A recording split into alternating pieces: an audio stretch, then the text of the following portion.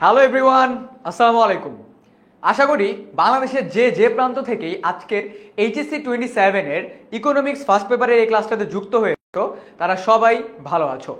And আজকের আমাদের এই ক্লাসটার মোটিভ একটাই, সেটা হলো আমাদের ইকোনমিক্স, যেটা for the first time in the history of 10 minute school HSC 27 ব্যাচের জন্য এই কোর্সটা আমরা লঞ্চ করেছি। এই কোর্সের ভিতরে মানে আমাদের অনলাইন ব্যাচের ভিতরে আমরা হিউম্যানিটিসের স্টুডেন্টদেরকে কিভাবে পড়াবো এই পুরো একটা আইডিয়া আজকে পুরো বাংলাদেশ পেয়ে যাবে আজকের আমাদের এই ক্লাসটা দেখার মাধ্যমে। আজকের এই ক্লাসটা হবে আমাদের ইকোনমিক্স ফার্স্ট পেপারের ফার্স্ট চ্যাপ্টারটার উপরে। অ্যান্ড আমাদের অনলাইন ব্যাচে আমরা কিভাবে পড়াবো, কিভাবে আমরা সব কিছু স্টুডেন্টদেরকে বুঝিয়ে দেবো, সবাই আজকে বুঝে যাবে।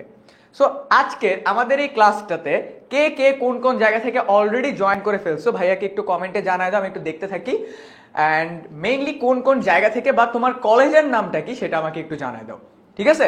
অ্যান্ড স্পেশালি যদি সায়েন্সের কোনো স্টুডেন্ট যারা বিজনেস স্টাডিজ বা হিউম্যানিটিতে এসেছো তারা ডেফিনেটলি একটু জানাই দিবা যে ভাইয়া আমি এসএসসিতে সায়েন্সে ছিলাম, এখন আমি হিউম্যানিটিস বা আর্টসে আবার বিজনেস স্টাডিজে এসেছি, ইকোনমিক্স সাবজেক্টটা আমার আছে। তাদের জন্য আজকের আমার এই ক্লাসটা অনেক বেশি গুরুত্বপূর্ণ, কারণ সবার মধ্যে একটা কনফিউশন থাকে যাদের এসএসসিতে ইকোনমিক্স ছিল না। তারা সবাই একটা জিনিস চিন্তা করে যে ভাইয়া মেবি ইকোনমিক্স অনেক হার্ড, মেবি ইকোনমিক্স অনেক ম্যাথ আছে, ভাই ইকোনমিক্স আমার জন্য না।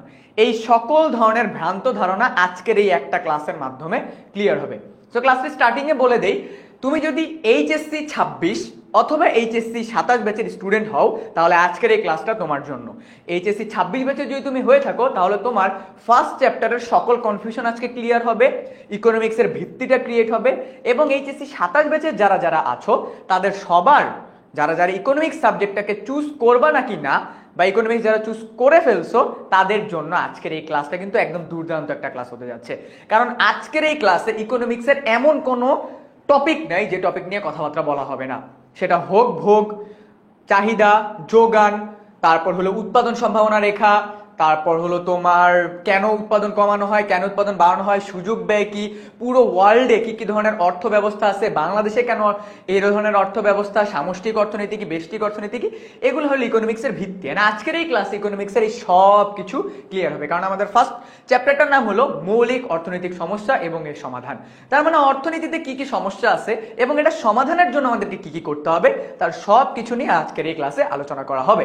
সো ইয়াপ, তোমার কলেজের যেই ফ্রেন্ড তোমার পাশের বেঞ্চে বসে অথবা ভাবতেছে ইকোনমিক্স আমি কার কাছে পড়বো বা কোথায় পড়বো, তাদের সবাইকে এই ক্লাসের কমেন্ট সেকশনে মেনশন দিয়ে দাও এবং ক্লাসটাকে তোমার টাইমলাইনে শেয়ার করে রাখো, যাতে তোমার ওই ফ্রেন্ডটা অ্যাট লিস্ট আমাদের আজকের এই ক্লাসটা দেখে এতটুকু বুঝতে পারে যে না, আমার জন্য ইকোনমিক্সের জার্নিকে স্মুথ করতে 10 মিনিট স্কুল ডেফিনেটলি আমার পাশে আছে।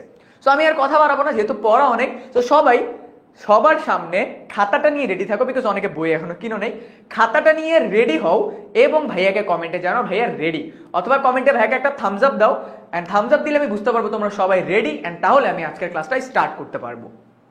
ওকে, সো সবাইকে আগে থেকেই বলে রাখি লিখতে হবে অ্যান্ড নোট ডাউন করতে হবে।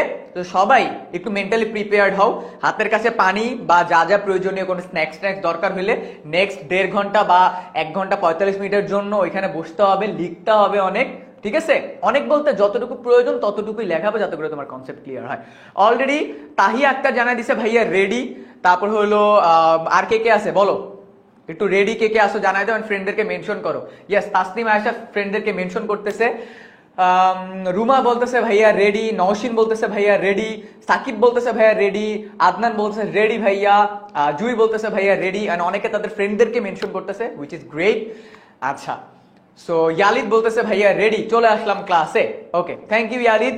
এরপরে আর কে আছে? পরশ বলতেছে ভাইয়া রেডি, আখি বলতেছে থামস আপ, আখি থামস আপ দিয়ে রেডি আছে, এটা সিগন্যাল দিয়ে দিল।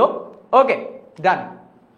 সো আমাদের অলরেডি 4 মিনিট চলে গেছে, অলরেডি অনেকে রেডি বলতেছে, উম্মে হাবিবা, নিশু, মাহি সবাই বলতেছে রেডি। ইয়াপ, সো কাইব ভাইয়াও রেডি।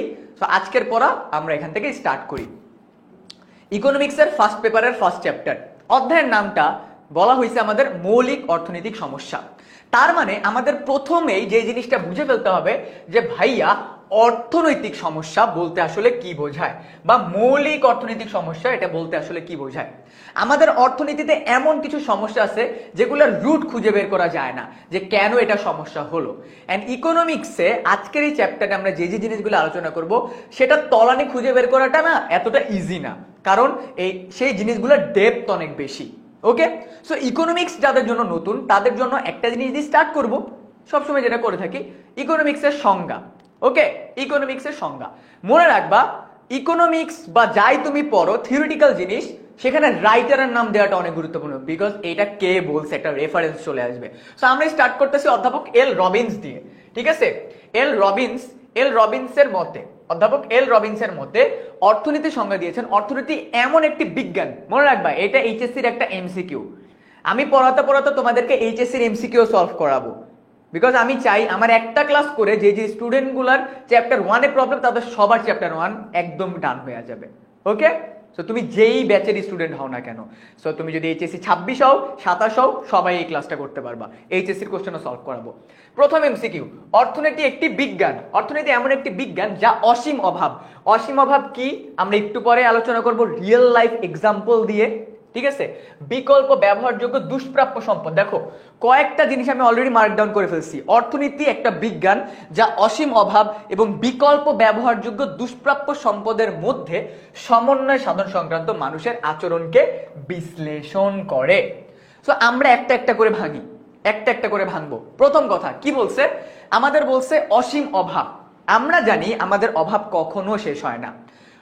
যার একটা মোবাইল ফোন, মনে করো কোন একজন ব্যক্তির মোবাইল ফোন দরকার কারণ সে কথা বলতে চায়। এখন মোবাইল ফোনের অভাব কিভাবে দূর হয়? সে চাইলে বাটন ফোন কিনতে পারে, সে চাইলে স্যামসাং কিনতে পারে, সে চাইলে অ্যান্ড্রয়েডে আসতে পারে, সে চাইলে আইফোনে যেতে পারে, সে চাইলে ফোল্ডিং ফোন কিনতে পারে, আবার সে যদি চায় তোমার কি বলবো আগেকার জামানায় যে টেলিফোনগুলো ছিল সেগুলোও কিনতে পারে শৌখিনতা প্রদর্শন করে। সো মানুষের অভাব বা মানুষের অভাবের কোনো শেষ নাই। একটা অভাব শেষ তো আরেকটা অভাব শুরু, আরেকটা অভাব শেষ তো আরেকটা অভাব শুরু। সো এই যে অভাবের কোনো শেষ নাই মানুষের, ঠিক আছে, এটাকে বলা হয় অসীম অভাব, অভাবের কোনো শেষ নাই। এবং ইকোনমিক্সে এটাই একটা অনেক বড় ফ্যাক্টর মানুষকে দিয়ে কোনো একটা কিছু কেনানোর, যে তোমার অভাবের তো শেষ নেই। এরপরে বিকল্প ব্যবহারযোগ্য। বিকল্প ব্যবহারযোগ্য বলতে বোঝায় একটা প্রোডাক্ট আমি ব্যবহার না করে আমি আরেকটা প্রোডাক্ট ব্যবহার করতেছি। খুব সুন্দর একটা এক্সাম্পল দিই, যদি কখনো চায়ের দাম বেড়ে যায়, যদি কখনো কি চায়ের দাম বেড়ে যায়, তাহলে দেখবা মানুষ কফিতে শিফট হয়। সচরাচর উল্টেই হয়, কফির দাম বেড়ে গেলে মানুষ চাতে শিফট হয়, তাই না? সো দুইটা সিমিলার ক্যাটাগরির প্রোডাক্টের মধ্যে যদি একটা প্রোডাক্টের দাম বেড়ে যায় আরেকটা প্রোডাক্টের ডিমান্ড বেড়ে যায়, এটাই ইকোনমিক্সের সাইকোলজি। ঠিক আছে, এটা ইকোনমিক্সের কাজ করে, মানে দুইটা বিকল্প ব্যবহারযোগ্য, মানে একটার বিকল্প হিসাবে আমি আরেকটা ব্যবহার করতেছি। ঠিক আছে, একটার বিকল্প হিসাবে আমি আরেকটা ব্যবহার করতেছি, এটাকেই আমরা বলবো বিকল্প ব্যবহারযোগ্য। এন্ড দুষ্প্রাপ্য, which is a very very important thing in economics. দুষ্প্রাপ্য কি বলছে দেখো, দুষ্প্রাপ্যর সম্পদের মধ্যে সম্পদ লিমিটেড। ওয়ার্ল্ডের যত বড় মানুষই হোক না কেন, ওয়ার্ল্ডের যত বড় মানুষই হোক না কেন, তার সম্পদ কিন্তু লিমিটেড। সেটা তুমি এলন মাস্ক বলো, বিল গেটস বলো, মার্ক জাকারবার্গ বলো, যাকেই বলো, তার সম্পদ কিন্তু লিমিটেড। এই যে পুরো ওয়ার্ল্ডের সম্পদটা লিমিটেড, এটাই কিন্তু দুষ্প্রাপ্যতা। চাইলেই আমি বাংলাদেশের জমির পরিমাণ বাড়াইতে পারবো না, বিকজ বর্ডার দেয়া আছে। চাইলেই কোনো একটা ব্যক্তি 24 ঘন্টার জায়গায় 25 ঘন্টা কাজ করতে পারবে না, এইটাই দুষ্প্রাপ্যতা। এটাই কি, এইটাই হলো দুষ্প্রাপ্যতা। ওকে, আচ্ছা, সো আমরা ইকোনমিক্সের পুরো ডেফিনেশনটা বুঝে গেলাম। ইকোনমিক্স বলতে বোঝায়, বা কেউ যদি ইকোনমিক্সের ডেফিনেশনে যাও তাহলে প্রথমে লিখবা অর্থনীতি হলো এমন একটি বিজ্ঞান যা মানুষের অসীম অভাব এবং বিকল্প ব্যবহারযোগ্য দুষ্প্রাপ্য সম্পদের মধ্যে সমন্বয় সাধন সংক্রান্ত মানুষের আচরণকে বিশ্লেষণ করে। ক্লিয়ার? ঠিক আছে, ক্লিয়ার। এখন কথা হলো ভাই এটা কোন রাইটারের বই? এইটা এইচএসসির সবচেয়ে ফেমাস রাইটার রণজিৎ কুমার নাথ স্যারের বই। সবচেয়ে ফেমাস রাইটার রণজিৎ কুমার নাথ স্যারের বই। ঠিক আছে, ইকোনমিক্সের বই কোনটা কিনবো? ইকোনমিক্সের বই কিনবো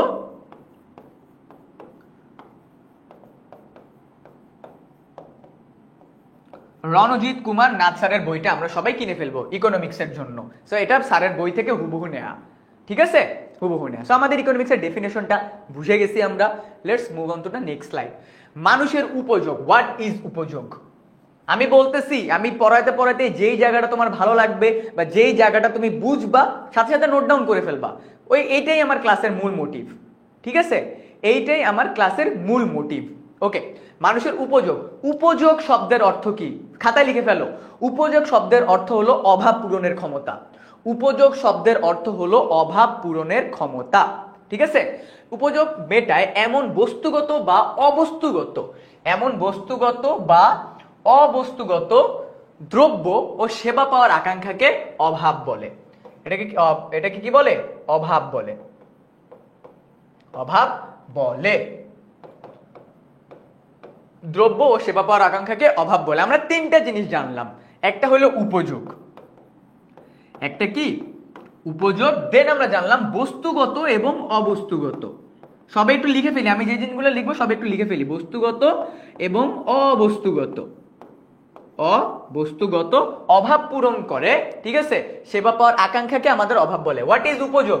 উপযোগ মানে হলো অভাব পূরণের ক্ষমতা। যেই প্রোডাক্টের মাধ্যমে বা যেই দ্রব্যের মাধ্যমে আমার একটা অভাব পূরণ হয়। Let's give an example. ঘড়ি। আমি অনেক বেশি ঘড়ি কিনতে পছন্দ করি বা ডিফারেন্ট ডিফারেন্ট ক্যাটাগরির ঘড়ি আমি পছন্দ করি। সো আমার কথা হইলো, আমি যখন টাইম দেখতে যাই বা টাইম দেখতে চাই তখন আমার হাতের একটা ঘড়ি থাকতে হবে। এইটা আমার সময় দেখার উপযোগ। ঠিক আছে, এটা আমার একটা অভাব দূর করতেছে টাইমের। যেমন আমি লিখতে ভালোবাসি বা আমি আর্ট করতে পছন্দ করি, আমার বিভিন্ন ক্যাটাগরির পেন্সিলস, স্কেচ বুক এগুলা থাকবে। তার মানে এইটা আমার আঁকার অভাব দূর করবে। তার মানে কোনো একটা দ্রব্য যেটা আমাদের কোনো একটা অভাব দূর করবে সেটাকে আমরা বলবো উপযোগ। উপযোগ মানে হলো অভাব পূরণের ক্ষমতা। ওই প্রোডাক্টের কি আমাদের অভাব পূরণের ক্ষমতাটা আছে নাকি না। ঠিক আছে। এন্ড সেকেন্ড, বস্তুগত এবং অবস্তুগত অভাব। ওয়ার্ল্ডে যত ধরনের বিজনেস আছে, আমরা সকল ক্যাটাগরির বিজনেসকে, ঠিক আছে, সকল ক্যাটাগরির বিজনেসকে আমরা দুই ভাগে ভাগ করতে পারি। ঠিক আছে, সকল ক্যাটাগরির বিজনেসকে আমরা দুই ভাগে ভাগ করতে পারি। এক, প্রোডাক্ট বেসড বিজনেস। দুই, সার্ভিস বেসড বিজনেস। হয় তারা কোনো ধরনের দ্রব্য বিক্রি করে অথবা কোনো ধরনের প্রোডাক্ট বিক্রি করে। যখনই কোনো ধরনের দ্রব্য বিক্রি করতেছে, ওই দ্রব্যটা তো আমরা হাতে দেখতে পারতেছি, ধরতে পারতেছি, তাই না? সো যেটাকে আমরা হাতে ধরতে পারি বা ফিল করতে পারি সেটাকে আমরা বলবো বস্তুগত অভাব। যেমন, ঠিক আছে, যেমন আমার এই ঘড়িটা আমার একটা বস্তুগত অভাব দূর করে, এই পেন্সিল একটা বস্তুগত অভাব দূর করে, এই স্মার্ট বোর্ড একটা বস্তুগত অভাব দূর করে। অন দ্য আদার হ্যান্ড অবস্তুগত অভাব দূর করে যে কোনো ধরনের সেবা, সার্ভিস। যেমন মনে করো ইউটিউব সাবস্ক্রিপশন, স্পটিফাই সাবস্ক্রিপশন, আমরা কোনো ধরনের সেবা নিচ্ছি। ঠিক আছে, কোনো ধরনের সেবা নিচ্ছি, এটাকে আমরা বলবো বস্তুগত এবং অবস্তুগত অভাব দূর করতেছে। ঠিক আছে, ক্লিয়ার? বুঝতে পারছি ভাইয়া? আমাদের ক্লিয়ার হয়েছে? আমাদের কি ক্লিয়ার হয়েছে ভাইয়া? ওকে, ডান। সো মানুষের অভাব, মানুষের উপযোগ মেটায়, তার মানে কি মানুষের অভাব পূরণ করে। উপযোগ মেটায় কি মানুষের অভাব পূরণ করে। ডান। সো আমাদের এই জায়গাটা পুরোটা ডান। মানুষের প্রয়োজনের জন্য সেবার অভাব পূরণ হলে আমরা মানে এগুলো আমাদের নর্মাল বিষয়। এরপরে আমরা এই জায়গাটাতে কিছু আছে তেমন নাই। ওকে, এরপরে আমরা চলে আসছি দুষ্প্রাপ্যতাতে। ঠিক আছে, এরপরে আমরা কিছু চলে আসছি দুষ্প্রাপ্যতাতে। সবাই খাতার ভিতরে লিখে ফেলো দুষ্প্রাপ্যতা। লিখে ফেলি সবাই, ঠিক আছে, লিখে ফেলি। দুষ্প্রাপ্যতা, অভাবের তুলনায়, সবাই খাতায় লিখবো, অভাবের তুলনায় সম্পদের অপর্যাপ্ততাকে আমরা দুষ্প্রাপ্যতা বলি। ভেরি সিম্পল এক্সাম্পল দিব, ইজি এক্সাম্পল দিব। দেখো, অভাবের তুলনায় সম্পদের স্বল্পতা বা অপর্যাপ্ততাকে আমরা দুষ্প্রাপ্যতা বলি। ঠিক আছে, আমরা কি বলি? দুষ্প্রাপ্যতা বলে থাকি। কয়েকটা জিনিস জানলাম। সম্পদের স্বল্পতা, অভাবের তুলনায় সম্পদের স্বল্পতাকে অভাব। আমরা জানি আমাদের অভাব অসীম। আমরা কি জানি? আমাদের অভাব অসীম। যেহেতু আমাদের অভাব অসীম এবং আমি একটু আগে বললাম আমাদের সম্পদও কিন্তু অসীম, আমরা চাইলেই কিন্তু মানে বিলিয়ন মিলিয়ন ডলার করতে পারবো না। কারণ কি? ওয়ার্ল্ডের লিমিটেড পরিমাণ ডলার বা কারেন্সি তৈরি করা হয়। সো এটাও কিন্তু লিমিটেড। সো দেখো, আমাদের অভাবের তুলনায়, আমাদের অভাবের কোনো শেষ নেই। আমরা প্রথমত কি জানি? অভাব অসীম। অভাব কি? অভাব অসীম। সম্পদের স্বল্পতা, ওয়ার্ল্ডে প্রতিটা মানুষের সম্পদ স্বল্প, কারণ কি, এলন মাস্ককে যদি তুমি জিজ্ঞেস করো যে ভাই আপনার কি সম্পদ ঠিক আছে, আপনি কি সাফিসিয়েন্ট মানে খুশি, সে বলবে না ভাই, আই উইশ আর $5 বিলিয়ন বেশি থাকতো। ঠিক আছে, ওকে। অন দ্য আদার হ্যান্ড অপর্যাপ্ততা, আমরা চাইলেই মানে আমি এখন মিটিংটাকে 10 হাত বড় করতে পারবো না, কারণ আমার অপর্যাপ্ততা আছে। আমি চাইলে কি বাংলাদেশের বর্ডারকে পুরো ইন্ডিয়া ক্রস করে নিতে পারবো না, যুদ্ধ শুরু হয়ে যাবে। সো আমরা চাইলেই কিছু কিছু জিনিস বাড়াইতে পারবো না। যেমন পৃথিবীর যে মাপ, এটা আমরা চাইলে কি পৃথিবীটাকে বড় করতে পারবো? মানে মানুষ তো চায় যে ভাই আমার জায়গা বড় হোক, সবাইকে যদি জায়গা বড় করতে যাও তাহলে কি পৃথিবীর সাইজ বড় করে ফেলতে হবে? Is it possible? No. So that's why আমরা বলতেছি যে ইকোনমিক্সের সবচেয়ে বড় সমস্যা হলো স্ক্যারসিটি বা দুষ্প্রাপ্যতা। অর্থনীতির সবচেয়ে বড় সমস্যা হলো দুষ্প্রাপ্যতা। লিখে ফেলো সবাই। আচ্ছা, মানুষ জীবনে অভাব অসীম, কিন্তু এই অসীম অভাব পূরণের জন্য যে সম্পদ তা নিতান্ত সীমিত। দেখো খুব সুন্দর একটা কথা, অসীম অভাব পূরণের জন্য যা প্রয়োজন। এখন আমার অভাব পূরণের জন্য কি দরকার? টাকা দরকার। টাকা লিমিটেড, আমরা আটকাই একটা জায়গায়, টাকা লিমিটেড। এন্ড এটাই কি, এটা ইকোনমিক্সের সবচেয়ে বড় সমস্যা যে আমার টাকা লিমিটেড। কোনো বস্তুগত বা অবস্তুগত দ্রব্য যার উপযোগ রয়েছে, যোগান সীমাবদ্ধ, হস্তান্তর যোগ্যতা, বাহ্যিকতা, বিনিময় মূল্য রয়েছে, তাকে আমরা সম্পদ বলি। সবাই এইটাকে খাতায় লিখে ফেলবো বা স্ক্রিনশট নিয়ে নেব যে আমাদের সম্পদ কাকে বলে। কখনো কি ভাবছো সম্পদ আবার কাকে বলে? ঠিক আছে, কখনো কি ভাবছো সম্পদ আবার কাকে বলে? সম্পদ, ঠিক আছে, সম্পদ। উপযোগ রয়েছে, উপযোগ রয়েছে, যোগান সীমাবদ্ধ। যোগান কি? যোগান মানে হলো তোমার যে প্রোডাক্টটা দরকার ওটা মার্কেটে আছে নাকি না। তোমার যে প্রোডাক্টটা আছে দরকার সেটা মার্কেটে আছে নাকি না। যেমন আমার মনে করো এখন আইফোন 17 দরকার, এখন মার্কেটে আইফোন 17 অ্যাভেলেবল নাই। তার মানে আমি কি বুঝতেছি? তার মানে বুঝতেছি যোগান সীমাবদ্ধ, মানে আমার যা প্রয়োজন তা মার্কেটে অ্যাভেলেবল নাই। অন দ্য আদার হ্যান্ড হস্তান্তর যোগ্যতা, মানে একজনের একটা প্রোডাক্ট তার মালিকানা আরেকজনকে আমি দিয়ে দিছি। একজনের একটা প্রোডাক্ট মালিকানাটা আমি আরেকজনকে দিয়ে দিচ্ছি, এটা বলে হস্তান্তর যোগ্যতা। বাহ্যিকতা, ঠিক আছে, বাহ্যিকতা মানে কি? আমি দেখতেছি, মানে প্রোডাক্ট বা সার্ভিসটাকে আমি দেখতেছি। বিনিময় মূল্য, ইকোনমিক্সে whatever you do you have to make transition, টাকার লেনদেন করতে হবে। সো টাকার লেনদেনকে আমরা কি বলি? বিনিময় মূল্য রয়েছে, তাকে আমরা বলি সম্পদ। তাকে আমরা কি বলবো? তাকে আমরা সম্পদ বলবো। তাকে আমরা কি বলবো?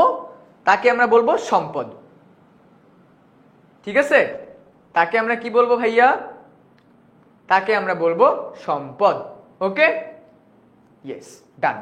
সো আমরা দুষ্প্রাপ্যতা নিয়ে জেনে গেছি যে দুষ্প্রাপ্যতা কি ইকোনমিক্সের। অলরেডি আমরা অর্থনীতির মূল বা অর্থনীতি কাকে বলে সেটা আমরা জেনে গেলাম। আমরা অলরেডি অভাব কি বুঝে গেলাম, আমরা দুষ্প্রাপ্যতা কি এটাও বুঝে গেলাম। ঠিক আছে, ওকে। এইবার আমরা ভিজুয়ালাইজেশন একটা একটা করে দেখতে থাকবো। ইকোনমিক্সে visualisation is very much important.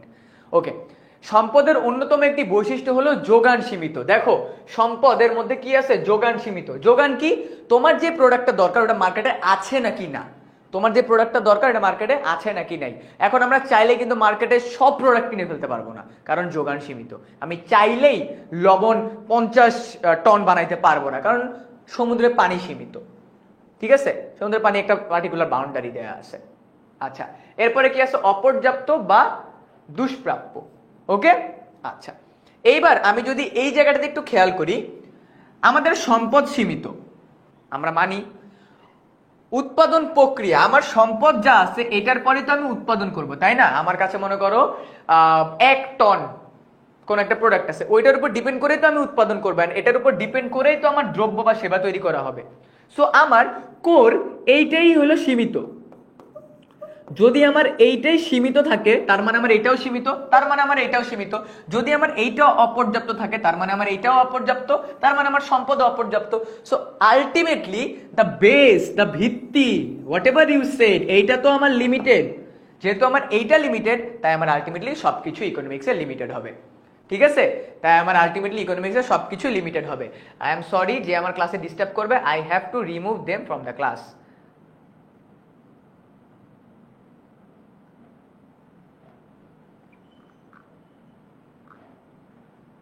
ওকে, ঠিক আছে। সো এইটা হলো আমার দুষ্প্রাপ্যতার পুরো মেইন কনসেপ্টটা, যে অর্থনীতিতে দুষ্প্রাপ্যতা বলতে আসলে কি বোঝায়।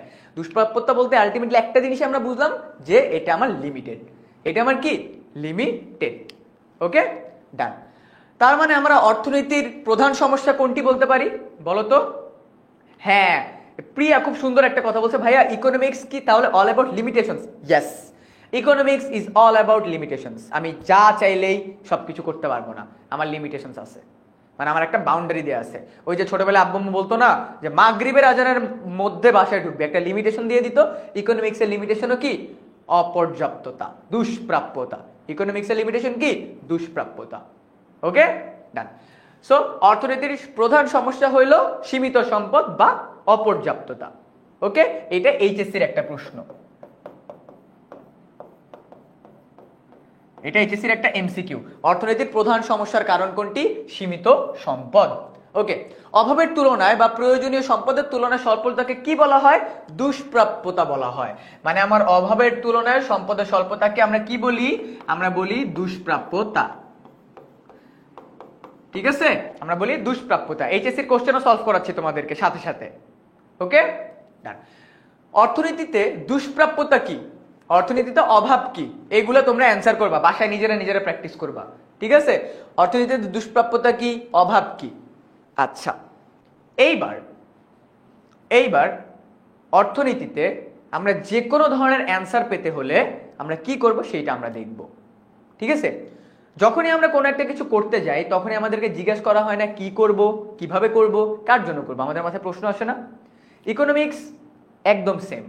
অর্থনীতিতেও যখনই তুমি কোনো একটা ডিসিশন নিতে যাবা, ফর এক্সাম্পল তুমি একটা নতুন প্রোডাক্ট মার্কেটে আনতে চাও, তুমি একটা নতুন সার্ভিস মার্কেটে আনতে চাও, তোমাকে 3টা প্রশ্ন জিজ্ঞাসা করতে হবে নিজেকে।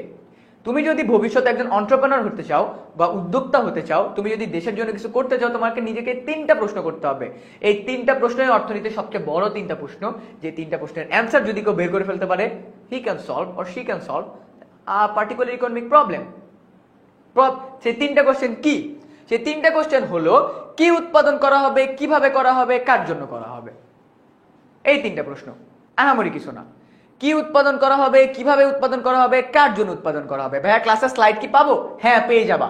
এইচএসসি 27 স্টার স্টুডেন্টস এই গ্রুপে জয়েন করো, পেয়ে যাবা। এইচএসসি 27 স্টার স্টুডেন্টস গ্রুপে জয়েন করলেই পেয়ে যাবা। ওকে, আচ্ছা। সো আমরা দেখলাম কি উৎপাদন করা হবে, কিভাবে করা হবে, কার জন্য করা হবে। কোশ্চেন কয়টা আমাকে কমেন্টে জানাও। কোশ্চেন কয়টা? 3টা। আনিকা বলতেছে ইকোনমিক্স কোন বইটা ভালো হবে ভাইয়া? রণজিৎ কুমার নাথ স্যারের বই, without any doubt Ranjit Kumar Nath স্যারের বই। আচ্ছা, সো আমরা 3টা কোশ্চেন বুঝে গেলাম যে মৌলিক অর্থনৈতিক সমস্যা হলো এই 3টা কোশ্চেন। যেখানে সমস্যা আছে ডেফিনেটলি সেখানে সমাধানও আছে। সো লেটস সি কিভাবে আমরা কি উৎপাদন করব, এই কোশ্চেনের অ্যান্সার পাবো। কিভাবে উৎপাদন করা হবে মানে কি উৎপাদন করব, এটার অ্যান্সার বের করব। কিভাবে উৎপাদন করব, এটার অ্যান্সার বের করব। কার জন্য করব, এইটারও অ্যান্সার বের করব। যেখানে প্রবলেম সেখানে solution, and economics all about finding the solution. Okay, কি উৎপাদন করা হবে? সম্পদে যেহেতু অপর্যাপ্ত, তাই কি উৎপাদন করা হবে এটা একটু চিন্তা ভাবনা করতে হবে। না, এটা চিন্তা ভাবনা করতে গেলে মার্কেট রিসার্চ চলে আসে, বাজার গবেষণা করতে। অর্থনীতিতে তোমাকে একটা জিনিস বারবার এটা তোমার কানে বাজবে, সেটা হলো বাজার গবেষণা। ঠিক আছে, যেটাকে ইংরেজিতে বলা হয় মার্কেট রিসার্চ। সো কি উৎপাদন করা হবে এটার মূল হলো বাজার গবেষণা। তার মানে তোমাকে নির্বাচন করতে হবে যে আমি কি উৎপাদন করব। এইটার ক্ষেত্রে সবচেয়ে বড় যে জিনিসটা সেটা হলো তোমাকে প্রবলেম আইডেন্টিফাই করতে হবে। দেখো এখানে একটা বলা আছে বড় নির্বাচনগত সমস্যা। আমাদের অর্থনীতিতে অনেক ধরনের সমস্যা আছে, সব সমস্যার সমাধান কিন্তু করতে যাওয়া যাবে না। লাইফে যেমন সব মানুষকে প্রায়োরিটি দিতে গেলে মেইন মানুষটা প্রায়োরিটি থেকে সরে যাবে, সিমিলারলি অর্থনীতির সকল প্রবলেম সলভ করতে গেলে মেইন প্রবলেম থেকে তুমি ডাইভার্ট হয়ে যাবা। তাই অর্থনীতিতে সবচেয়ে বড় প্রবলেম যেটা, সেটাকে আইডেন্টিফাই করতে হবে। সেইটাকে আইডেন্টিফাই করে কি উৎপাদন করা হবে সেটাকে টার্গেট করতে হবে। তাহলে কিভাবে ফাইন্ড আউট করবো? সো কি উৎপাদন করতে হবে এইটাই কিন্তু আলটিমেটলি মেইন।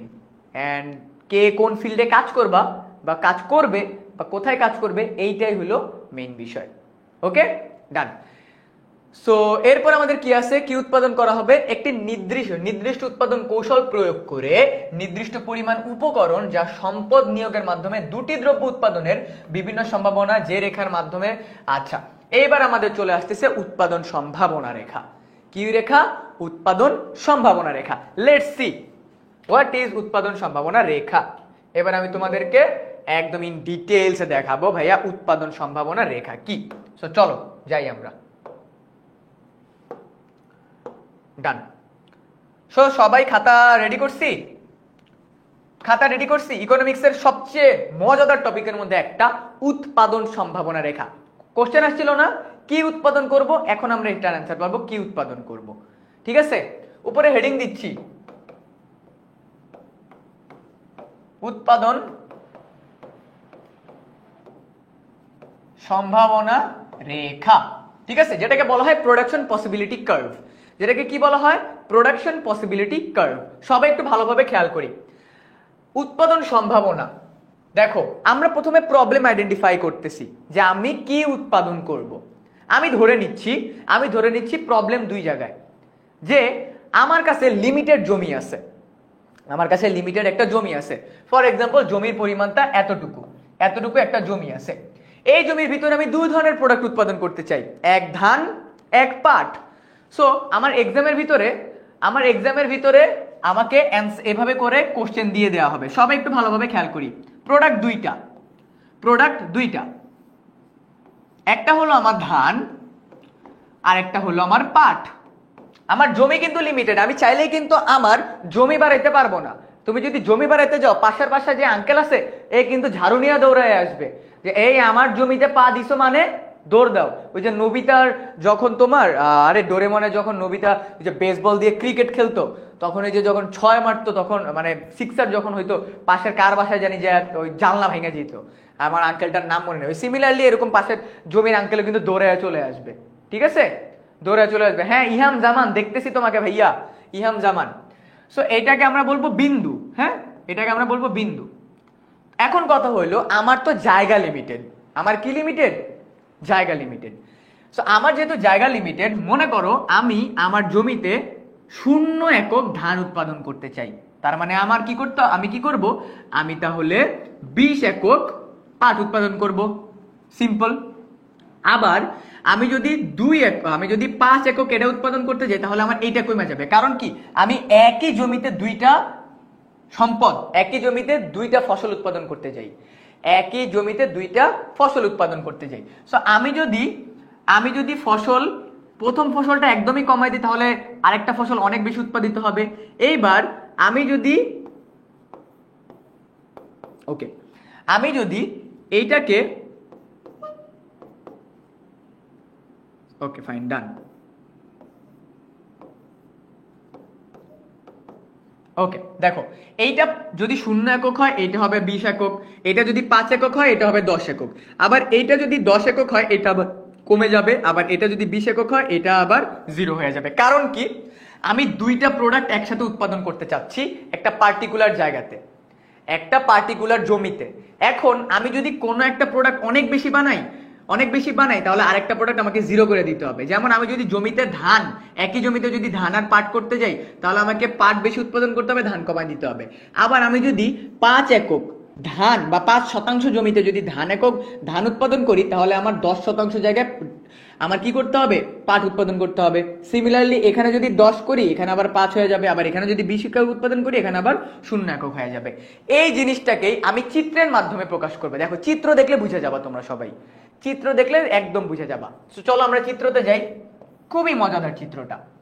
ঠিক আছে, এইখানে মনে করো আমি কি দিলাম? এইখানে মনে করো আমি পাট দিলাম। হ্যাঁ, এখানে পাট আর এখানে আমি দিলাম ধান। সো এটা আমার 0 অক্ষ। সো আমি কি করব? 0, 5, 10, 15, 20, 15, 20। সিমিলারলি আমরা এখানে দিব 5, 10, 15, 20। যেভাবে করতেছি ওভাবে একটু ভালোভাবে দেখো, একবার দেখলেই বোঝা যাবে।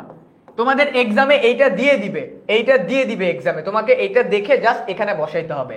আমি প্রথমে পাট যদি 0 একক, পাট যদি আমার 20 একক হয়, পাট আমার 20 একক, তাহলে আমার ধান কত একক? 0 একক। তার মানে আমি এইখানে পাইছি এটা আমার এ বিন্দু, ঠিক আছে।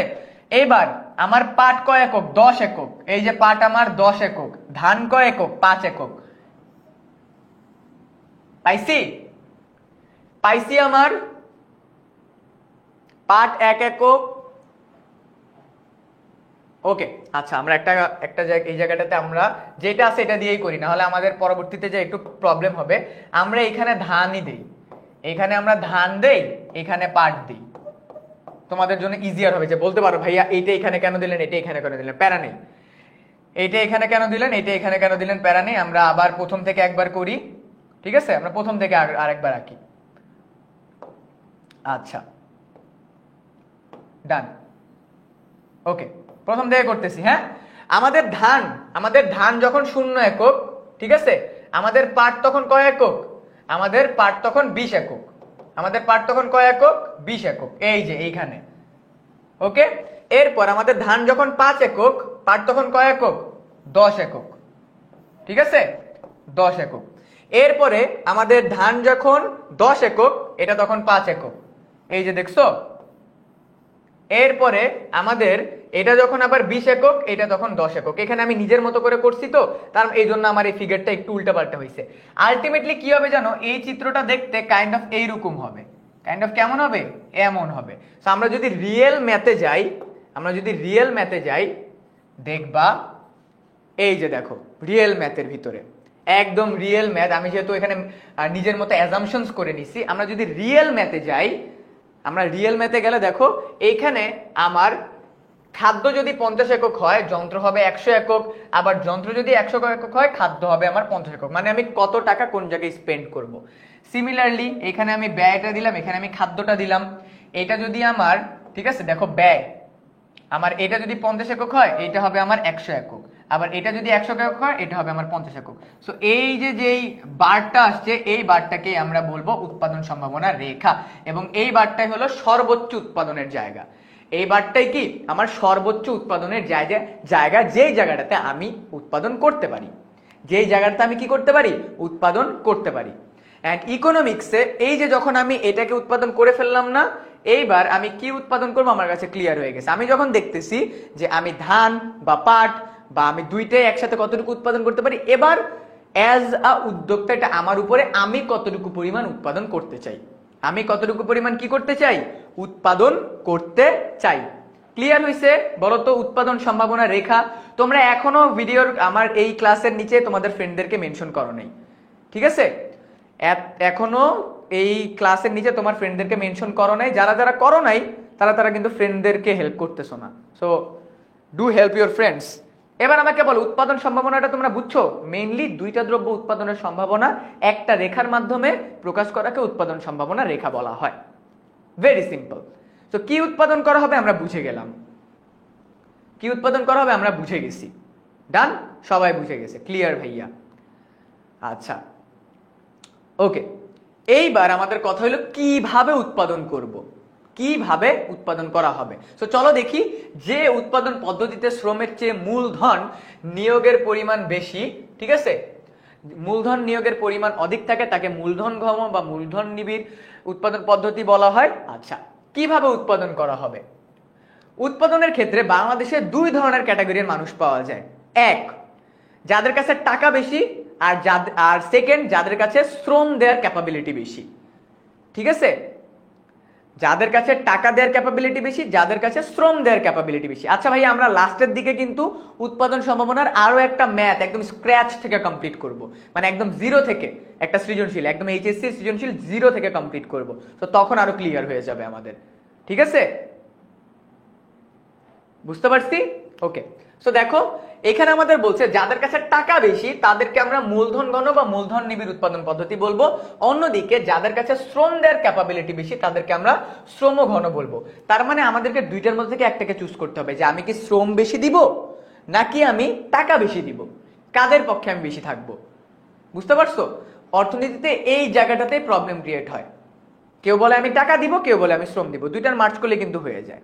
ওকে, আচ্ছা, শ্রম বা মূলধনের শ্রম বা মূলধনের সহজলভ্যতা বিবেচনা করলে সমাজকে সিদ্ধান্ত নিতে হয় যে সে শ্রম নিবিড় হবে নাকি মূলধন নিবিড় হবে। তার মানে সে কি শ্রমের দিকে ফোকাস হবে নাকি সে মূলধনের দিকে ফোকাস হবে, এটা পার্সন টু পার্সন ভ্যারি করে। ওকে, এটা পার্সন টু পার্সন ভ্যারি করে। আচ্ছা, সো এইখানে কিভাবে উৎপাদন করা হবে, সেম কথাই এখানে, যে আমি কি শ্রমের দিকে টাকা বেশি, শ্রম যদি আমি 50 একক দেই, মানে এটা কাইন্ড অফ উৎপাদন সম্ভাবনা রেখার মতোই, ঠিক আছে, উৎপাদন সম্ভাবনা রেখার মতোই, যে আমি কোনটাকে প্রায়োরিটি দিব, টাকাকে প্রায়োরিটি দিব নাকি শ্রমকে প্রায়োরিটি দিব। সো দেখো, আমি যদি 50 একক টাকা দেই, শ্রম দিই, তাহলে আমার 100 একক মূলধন দিতে হবে। আবার আমি যদি 100 একক মূলধন দেই, তাহলে আমার 50 একক শ্রম দিতে হবে। তার মানে জাস্ট টাকা বিজনেস হবে না, জাস্ট মানুষ বিজনেস হবে না, দুইজনের সংমিশ্রণ লাগবে। কেউ ইনভেস্ট করবে, কেউ বস্তা কাঁধে নিয়ে বিল্ডিং এর তোমার জিনিসপত্র দিতে যাবে। বুঝতে পারছো? সো বিজনেসে বা ইকোনমিক্সে দুইটা জিনিসের সামঞ্জস্যতা is must, one is money, one is শ্রম। সো টাকা এবং শ্রম দুইটা একসাথে দিতে হবে। এন্ড এই জন্যই কিন্তু আমাদের এই যে কি উৎপাদন করা হবে এটা আসছে। সিমিলারলি আমাদের এই যে কিভাবে উৎপাদন করা হবে, সো দেখো কিভাবে উৎপাদন করা হবে। সো আমরা যদি সেম জিনিসটা এখানে আঁকি, এই যে দেখো এখানে 50 একক, 100 একক, 100 একক, 50 একক। সিমিলারলি মূলধন, একটা বিজনেসে যদি 50 একক মূলধন দেয়, তাহলে আমার 100 একক শ্রম দিতে হবে। অন দ্য আদার হ্যান্ড, যদি 100 একক মূলধন দেয়, তাহলে 50 একক শ্রম দিতে হবে। দুটার মধ্যে একটা ব্যালেন্স ক্রিয়েট করতে হবে। Economics is all about making balance. যদি একটা উপরে উঠে যায় আরেকটা লস, আরেকটা যদি উপরে উঠে যায় আরেকটা loss. You have to make a proper balance in economics, ঠিক আছে? একটা প্রপার ব্যালেন্স করতে হবে। এন্ড এই কিভাবে উৎপাদন করতে হবে, এইটা হবে আমার এই রেখার মতো, ঠিক আছে? সো এইটা বি সেন্ট্রিক। দেখো এখানে বি সেন্ট্রিক কেন? কারণ এখানে শ্রম বেশি, যেটাতে শ্রম বেশি ওইটা হলো শ্রম নিবিড় কৌশল, যেটাতে টাকা বেশি বা মূলধন বেশি ওটা হলো মূলধন নিবিড় কৌশল। এটা এইচএসসির খ নং এর জন্য, এটা এইচএসসির খ নং এর জন্য। বুঝতে পারছি? এটা এইচএসসির খ নং এর জন্য। যারা যারা এখনো লাইভ ক্লাসটাকে শেয়ার করো নাই, ফ্রেন্ডদেরকে মেনশন করো নাই, লাভ নেই, কিন্তু লাভ নেই। মেক ইউর ফ্রেন্ডদেরকে জানাও যে কলেজে উঠছো, ইকোনমিক্স দিছো, পড়ো, ভালোভাবে পড়ো। এই সাবজেক্টের ডিমান্ড বাংলাদেশে অনেক বেশি, অনেক বেশি। এন্ড আমরা কিন্তু এখনো ক্লাসের ইন্টারেস্টিং পার্টে ডিপ ড্রাইভ করিই নাই। কোন দেশে কেমন ইকোনমি, কেন ওই দেশে ওই ইকোনমি, আমরা কিন্তু ওগুলোতে এখনো যাই নাই, ঠিক আছে ভাইয়া? আরেকবার বুঝাই দেন। ওকে, আরেকবার বুঝাই দিচ্ছি। আমাদের দেশে বা পুরো ওয়ার্ল্ডে কিভাবে উৎপাদন করব, মানে হলো কি, কারো কাছে কি মূলধন, ঠিক আছে, মূলধন বা টাকা বেশি, তাকে কি আমরা প্রায়োরিটি দিব, নাকি যে আমাদেরকে শ্রম বেশি দিতে পারে তাকে প্রায়োরিটি দিব? এন্ড এই ডিবেট থেকে বের হওয়ার জন্য ম্যাথমেটিক্যালি আমরা যদি যাই, দেখো জাস্ট টাকা দিয়ে ব্যবসা হবে না, আবার জাস্ট শ্রম দিয়ে ব্যবসা হবে না, দুইটার মধ্যে একটা ব্যালেন্স ক্রিয়েট করতে হবে, একটা ব্যালেন্স ক্রিয়েট করতে হবে। এই ব্যালেন্সটাই হলো, যখন একটা বিজনেসে 50% টাকা দেয়া হচ্ছে, তখন কি করতে হবে? শ্রমের পরিমাণ বাড়াইতে হবে বিজনেসের টিকে থাকতে হলে। আবার যে বিজনেসের কাছে টাকা বেশি আছে তাকে শ্রম একটু কম দিলেও সমস্যা নাই। যে বিজনেসের কাছে শ্রম বেশি তাকে আমরা বলবো শ্রম নিবিড় বিজনেস, যে বিজনেসের কাছে টাকা বেশি তাকে আমরা বলবো মূলধন নিবিড় বিজনেস। ওকে, এন্ড এটাকে বলবো আমরা কিভাবে উৎপাদন করব, ঠিক আছে? কিভাবে উৎপাদন করব, ডান। সো আমরা কি উৎপাদন করব, উৎপাদন সম্ভাবনা রেখার মাধ্যমে ক্লিয়ার হয়ে গেছে। কিভাবে উৎপাদন করব এইটাও ক্লিয়ার আছে। নাও আ কোশ্চেন কেম, কার জন্য উৎপাদন করব? চলো দেখি কার জন্য উৎপাদন করা হবে। তো এখন কথা হলো, একটি সমাজে সকল শ্রেণীর লোকের বসবাস আছে। আমাদের সমাজে উচ্চবিত্ত আছে, নিম্নবিত্ত আছে, নিম্ন মধ্যবিত্ত আছে, ঠিক আছে, সকল শ্রেণীর মানুষ আছে। সো এই মানুষদের মধ্যে থেকে তাদের ভোগ অভ্যাস আবার ভিন্ন ভিন্ন। যার টাকা বেশি সে বেশি টাকা স্পেন্ড করে, যার টাকা কম সে কম টাকা স্পেন্ড করে। উৎপাদনের সময় সবার চাহিদা বিবেচনা করে কার জন্য কি মানের কি পরিমাণ উৎপাদন করা হবে তার সিদ্ধান্ত নিতে হবে। বিষয়টি উৎপাদন সম্ভাবনা রেখার মাধ্যমে উপস্থাপন করা যায়। তার মানে আমরা একটা জিনিস আবারও বুঝতে পারলাম, অর্থনীতিতে এই তিনটা কোশ্চেন, কি উৎপাদন করা হবে, কিভাবে করা হবে, কার জন্য করা হবে, এই তিনটা জিনিসই আমরা উৎপাদন সম্ভাবনা রেখার মাধ্যমে প্রকাশ করতে পারি। সো এটা একটা এমসিকিউ, যে অর্থনীতির সবচেয়ে বড় সমস্যা কিভাবে দূর করা যায় বা কিভাবে সলভ করা যায়, উৎপাদন সম্ভাবনা রেখার মাধ্যমে সলভ করা যায়। ওকে, উৎপাদন সম্ভাবনা রেখার মাধ্যমে সলভ করা যায়। সো সিমিলারলি কার জন্য উৎপাদন করব, দেখো এটা হলো আমার ধনী শ্রেণী, আমার কাছে মনে করো এই যে, হ্যাঁ ধনী শ্রেণী, আর এটা হলো আমার গরিব শ্রেণী। সো এইখানে যদি আমি দেখো এই যে সিমিলারলি ধনী মানুষের জন্য উৎপাদন করতে চাই, এখানে ধনী মানুষ, এখানে গরিব মানুষ। ধনী মানুষের জন্য যদি 50 একক প্রোডাক্ট উৎপাদন করি, গরিব মানুষের জন্য 100 একক প্রোডাক্ট বানাতে হবে। যেমন এক্সাম্পল দিই, হ্যাঁ চলো এক্সাম্পল দিই। শাকসবজি ধনী মানুষও খায়, গরিব মানুষও খায়, তাই না? এখন ধনীরা তো সব মানে অনেক বেশি বিলাসবহুল জীবন পালন করে। সো কোনো ধনী ব্যক্তির জন্য বা ধনী সমাজের জন্য যদি 50 একক শাক উৎপাদন করা হয়, তাহলে গরিব মানুষের জন্য করতে হবে তার ডাবল, 100 একক। ঠিক আছে? অন দ্য আদার হ্যান্ড, যেই প্রোডাক্টটা ধনী মানুষ সেন্ট্রিক, সেই প্রোডাক্ট সিমিলারলি মানে টু বি ভেরি মানে ইজিলি ওই প্রোডাক্টটা গরিব মানুষটা কম কিনবে, কারণ মানুষের ক্যাপাবিলিটি নাই। সো বিষয়টা এইটাই যে কার জন্য উৎপাদন করার ক্ষেত্রে যদি আমি কোনো প্রোডাক্ট ধনী মানুষের জন্য উৎপাদন করি, তাহলে গরিব মানুষকে স্যাক্রিফাইস করতে হবে, মানে গরিব মানুষ আমার টার্গেট মার্কেট না। আবার কোনো কিছু যদি গরিব মানুষ বেশি কিনে, তার মানে ওটা ধনী মানুষের টেস্টের সাথে যাচ্ছে না। তোমার গরিব মানুষ যেটা বেশি কিনে সেটা ধনী মানুষ কিনবে না। ওকে, ক্লিয়ার? বুঝে গেছি? কোনো কনফিউশন আছে? কি উৎপাদন করব, কিভাবে করব, কার জন্য করব? কনফিউশন আমার আছে, কারণ ক্লাসের স্টুডেন্টরা তাদের ফ্রেন্ডদেরকে মেনশন দিতেছে না, ক্লাস শেয়ার দিতেছে না। এত সুন্দর করে ক্লাসটা নেওয়ার চেষ্টা করতেছি, কেউ যদি তার ফ্রেন্ডদেরকে না জানায় যে 10 minute school for the first time in the history of 10 minute school HSC 27 ব্যাচের জন্য ইকোনমিক্সের অনলাইন ব্যাচ আনছে, মানে ইকোনমিক জিওগ্রাফির অনলাইন ব্যাচ আনছে। ঠিক আছে ভাইয়া, ইকোনমিক্সের জন্য কোন বই কিনবো? প্লিজ লেট হার নো ইকোনমিক্সের জন্য কোন বইটা কিনতে হবে। বলতে বলতে গলা ব্যথা হয়ে গেছে। ওকে, ডান। সো এই যে দেখো খুব সুন্দরভাবে আমাদের এখানে বলছে, এন্ড এইটা আমরা কি অ্যান্সার করতে পারবো বলো তো? এইটা কি আমরা অ্যান্সার করতে পারবো বলো? যে এটা 0 একক, এটা 24 একক, এটা 10 একক, এটা 20 একক, এটা 20 একক, এটা 10 একক, এটা 24 একক, এটা 0 একক। সিমিলারলি আমরা একটু আগে যেরকম আঁকছি, এই চিত্রটা কেমন হবে আমি তোমাদেরকে বলি। এই চিত্রটা হবে হলো তোমার, হ্যাঁ এরকম যাবে না, ওয়েট, এই চিত্রটা হবে এরকম। ইয়াপ, ইয়েস, এই চিত্রটা যাবে এরকম। আমি একটু ভালো করে আঁকি, আমি জাস্ট তোমাদেরকে চিত্রটা আঁকাই দিই, তোমরা বাসায় প্র্যাকটিস করবা। ওকে, সো উৎপাদন সম্ভাবনা রেখা, এটার চিত্রটা হবে কাইন্ড অফ এরকম। ইয়েস, এই চিত্রটা এরকম হবে, একদম ক্লিয়ারলি এরকমই হবে। বুঝতে পারছি? আচ্ছা, পারবো, সবাই বলছে জি ভাইয়া পারবো। সো এইবার উৎপাদন সম্ভাবনা রেখা কি আমি অলরেডি তোমাদেরকে বলে দিছি, দুটি দ্রব্য উৎপাদনের সম্ভাবনা একটি রেখার মাধ্যমে প্রকাশ করাকে উৎপাদন সম্ভাবনা রেখা বলা হয়।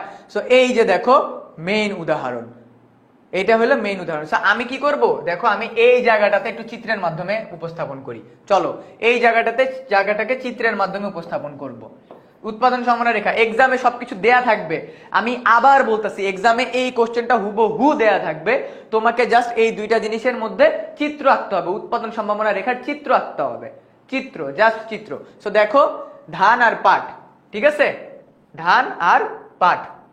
সো এটা 0 0, এটা কত হবে 5 10 12, 5 10 12 দিয়ে দিলাম। যা আছে তাই দিব, 5 10 12। ওকে, সো যদি আমার পাট 0 একক হয়, তাহলে আমার ধান কয় একক হবে? এটা 0 একক, পাট 0 একক, আমার ধান হবে 12 একক। ঠিক আছে, এটা ধান, এটা পাট। দেখো এইটা 5 একক, এটা 12 একক দিয়ে দিছি, এইটা 10 একক, এটা 5 একক। কোনটা? পাট 5 একক, ধান 10 একক। হ্যাঁ দেখছো, এই যে 5 একক, এত একক, এইটা 0 হইলে এটা 12, এটা 0 হইলে কি এটা 12। সো সচরাচর এটা 15 হবে। হ্যাঁ, এটা 15 হবে, মানে 5 10 15। আর আমরা এই যে 12টা কিন্তু আমার এইখানে থাকে। হ্যাঁ, সো আমি এটাকে এইখানে দিব, এটা 0 হইলে এটা এইখানে। সো আমি যদি এবার সুন্দরভাবে মিলিয়ে দেই, এই যে দেখো, দেখছো স্কেল দিয়ে করলে ভালোভাবে মিলবে। সো এটার চিত্রটা একদম এইভাবে করে গেছে। ডান, বুঝতে পারছো? ক্লিয়ার? এখানে 15, সো আমি এখানে 15, এখানে 12 দেই। সো এটা চিত্রটা ঠিক এইভাবে হবে। ওকে, বুঝতে পারছি সবাই? আমার এক্সামের ভিতরে এই পুরা জিনিসটা দেয়া থাকবে বাবারা, এই পুরো জিনিসটা দেয়া থাকবে, তোমাকে জাস্ট এটা থেকে এই চিত্রটা আঁকতে হবে, উৎপাদন সম্ভাবনা রেখা, জাস্ট ফিগারগুলোকে বসাইতে হবে, নাথিং এলস। এন্ড এইটা এইচএসসির একটা 10 মার্কের কোশ্চেন। বিশ্বাস হচ্ছে না? এই যে দেখো, এই যে এইচএসসির একটা কোশ্চেন, এটা হুবহু এইচএসসির একটা কোশ্চেন, এখানে কিচ্ছুই বলে নাই। এখানে বলছে দেখো, এই যে উৎপাদন সম্ভাবনা রেখা কোন গাছটি কোষ বিদ্যমান তাকে লেখো, অঙ্কগুলো বসাও, আর এ 1 আর 4, 1 ও 4 উভয় যদি 20 উৎপাদন করা সম্ভব, মানে একটু যদি বাড়ায় দেয় তাহলে কি করা যাইতে পারে নাকি না। শূন্য কি আমি যে কোনো জায়গা থেকে শুরু করতে পারি? সেন্টার থেকে, এই কর্নার থেকে শুরু করবা, কর্নার থেকে শুরু করবা। ভাইয়া বুঝি নাই, আহারে এদেরকে যে আমি নিয়ে কই যাব। আচ্ছা, এটা আমি আবার বুঝাই, এটা আমি তোমাদেরকে আবার বুঝাই। দেখো,